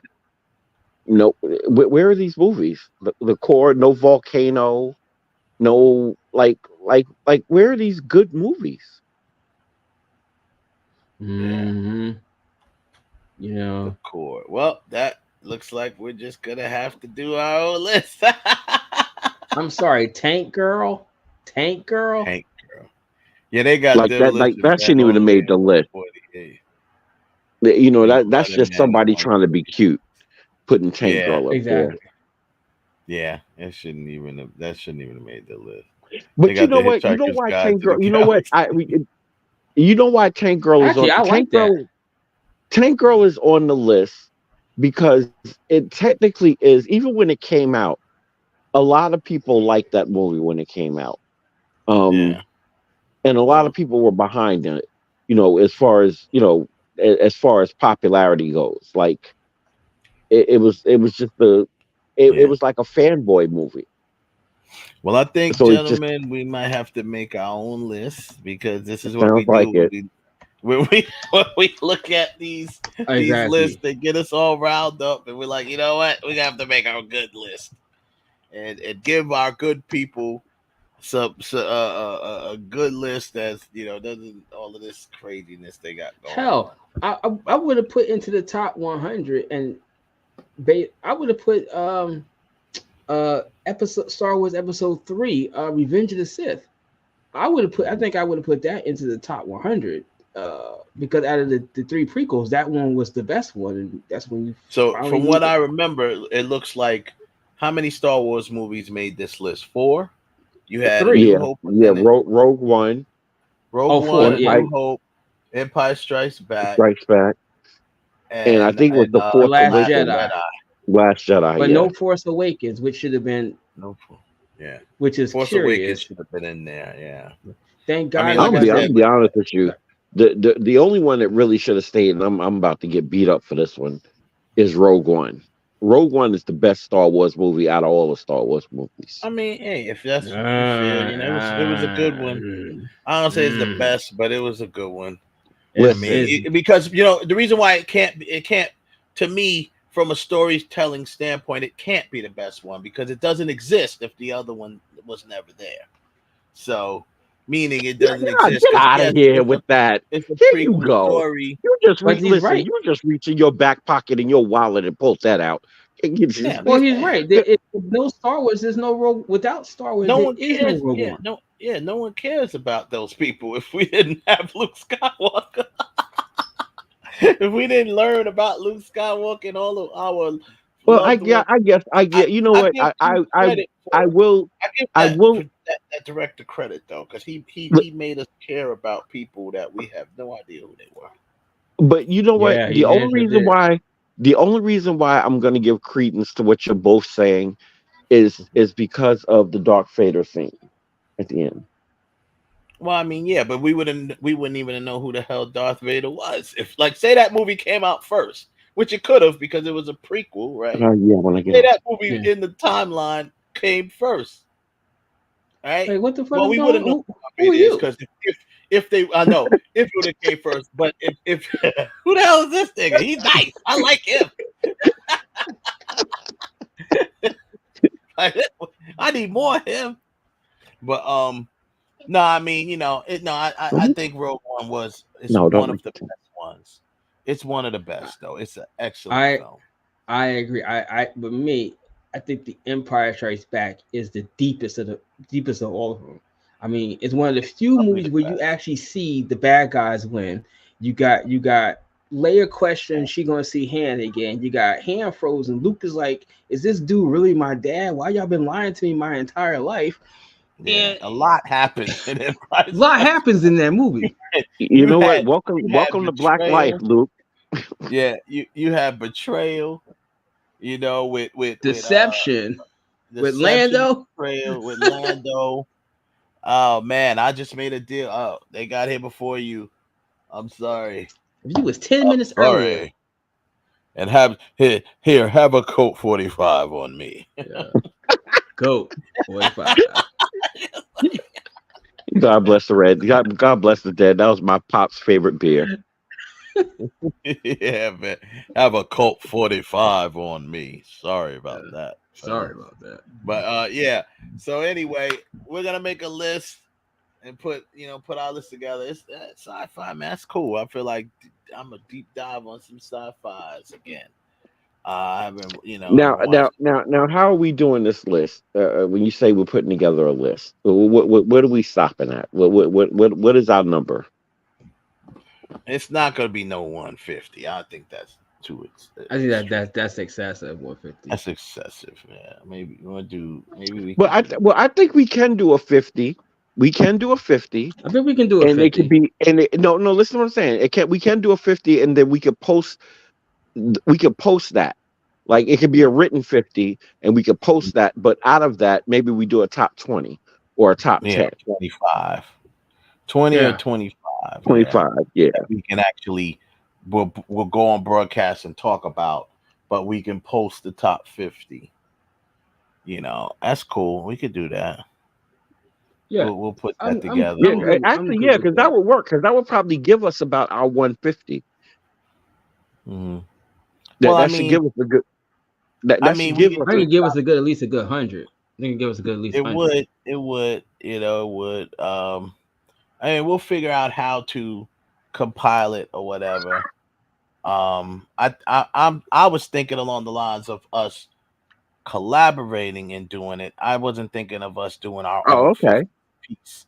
I was thinking about like how we was doing the tournaments and we were ranking them. We were collaborating and saying this is our top whatever based on Jesus Christ. Are you sure you ready to go through that kind of suffering again? Yeah, you ready to go through another tournament? Because actually, I got a tournament that I'm working on now. I'm not saying nothing about it, but I had this idea a couple of weeks ago, right? Okay. And I said, this is going to be different.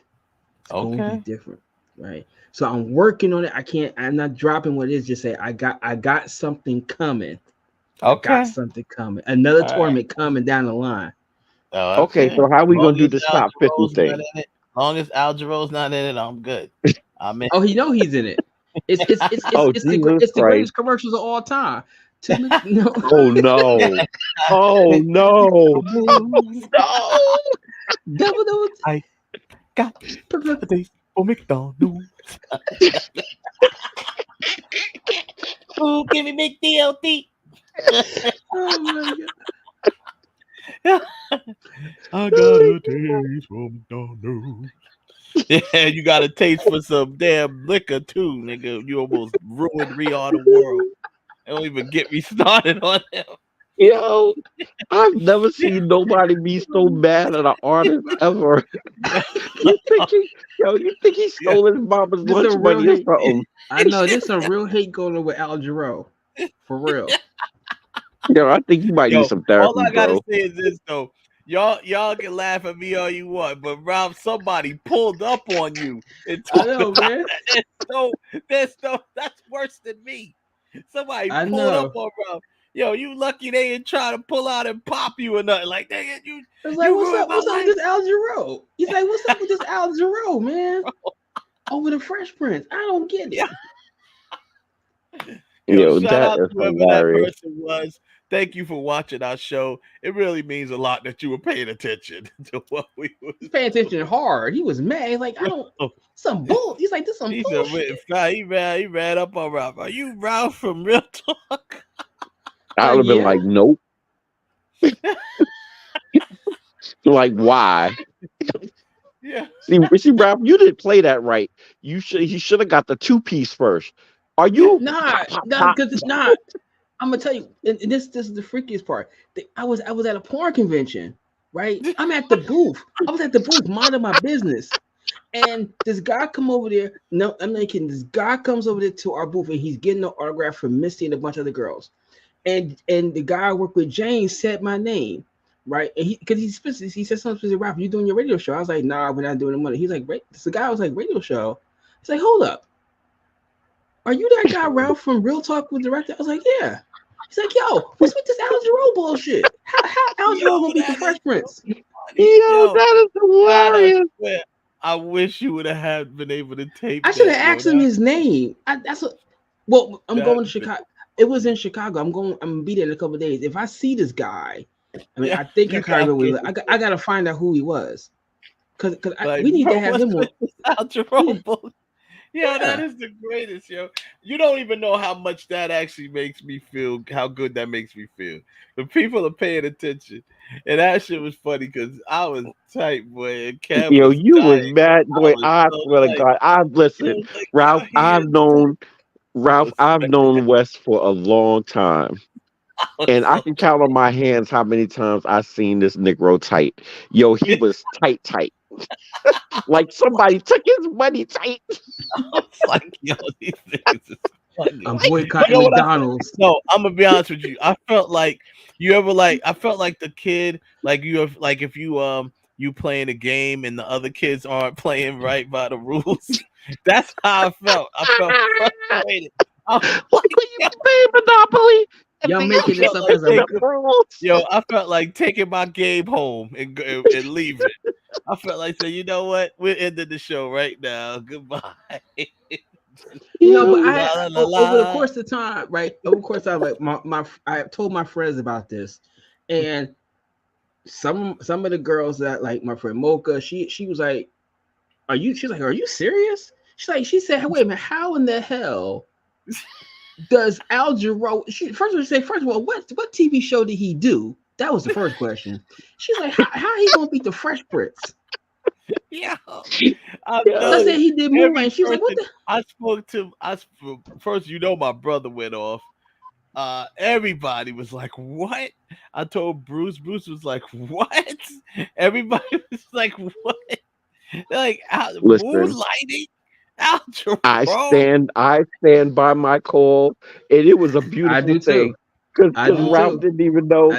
Ralph didn't even know what I was going to say. He was like, "Yeah, Moonlight." And I just didn't want to get sweet. That's all I said. I did not want him to get sweet. My brother was like, when he heard that excuse, my brother lost it. He was like, "Al Jarreau is not watching your show." But I felt bad for he got swept. Oh my God. That's why it's so hilarious to me, because both of them is mad. Like, I know, people were tight about that. I don't think we got. I don't think we got as much responses on anything except for that one thing that Al Jarreau beat the Fresh Prince. Because everyone's like, "Are you serious? He beat the Fresh Prince?" Anyway, that's funny. So yeah, we'll next week or whenever, not next week. If we get, we'll get together after the behind the scenes. We'll put our list together, and maybe we can rock with it next week. It shouldn't be that long to do. Well, next week are you gonna be in Chicago next week? I will. Or you be back? I will be back on Monday, getting back up here to get the show. That's might be a little problem. I'm gonna push the envelope, see if I can be back here on time by 8 o'clock, because my flight doesn't land until 7. That's if no delays, because I'm leaving out of Chicago, and Chicago is like to me, when it comes to the weather, it's one of the worst airports, because if it rains, they will ground every single flight. I'm like, it's rain. Just for rain? Wow. Let me tell you, one year it rained, right? And they shut the entire airport down because it rained so hard. So me and a whole bunch of porn talent the airline said, listen, the terminal is closed. They put us out into outside the terminal. Wait, they closed the terminal? They closed. I didn't even know terminal. The terminal closes for you to go into a terminal at a certain point in time. You can leave out the terminal, but you can't go into the terminal, right? So they kicked everybody out the terminals. Some airlines gave people blankets. Some airlines gave people cots. But the airline was like, "Listen, man, just find you a spot because you're not going nowhere." So me and the sad part is that the night that happened was the night that the Chicago Blackhawks won the Stanley Cup. This was like Oh, so you know they 2015. wilding out there too. So Probably. we couldn't even go back to the hotel we had just left because it was sold out because people were in town to watch the game.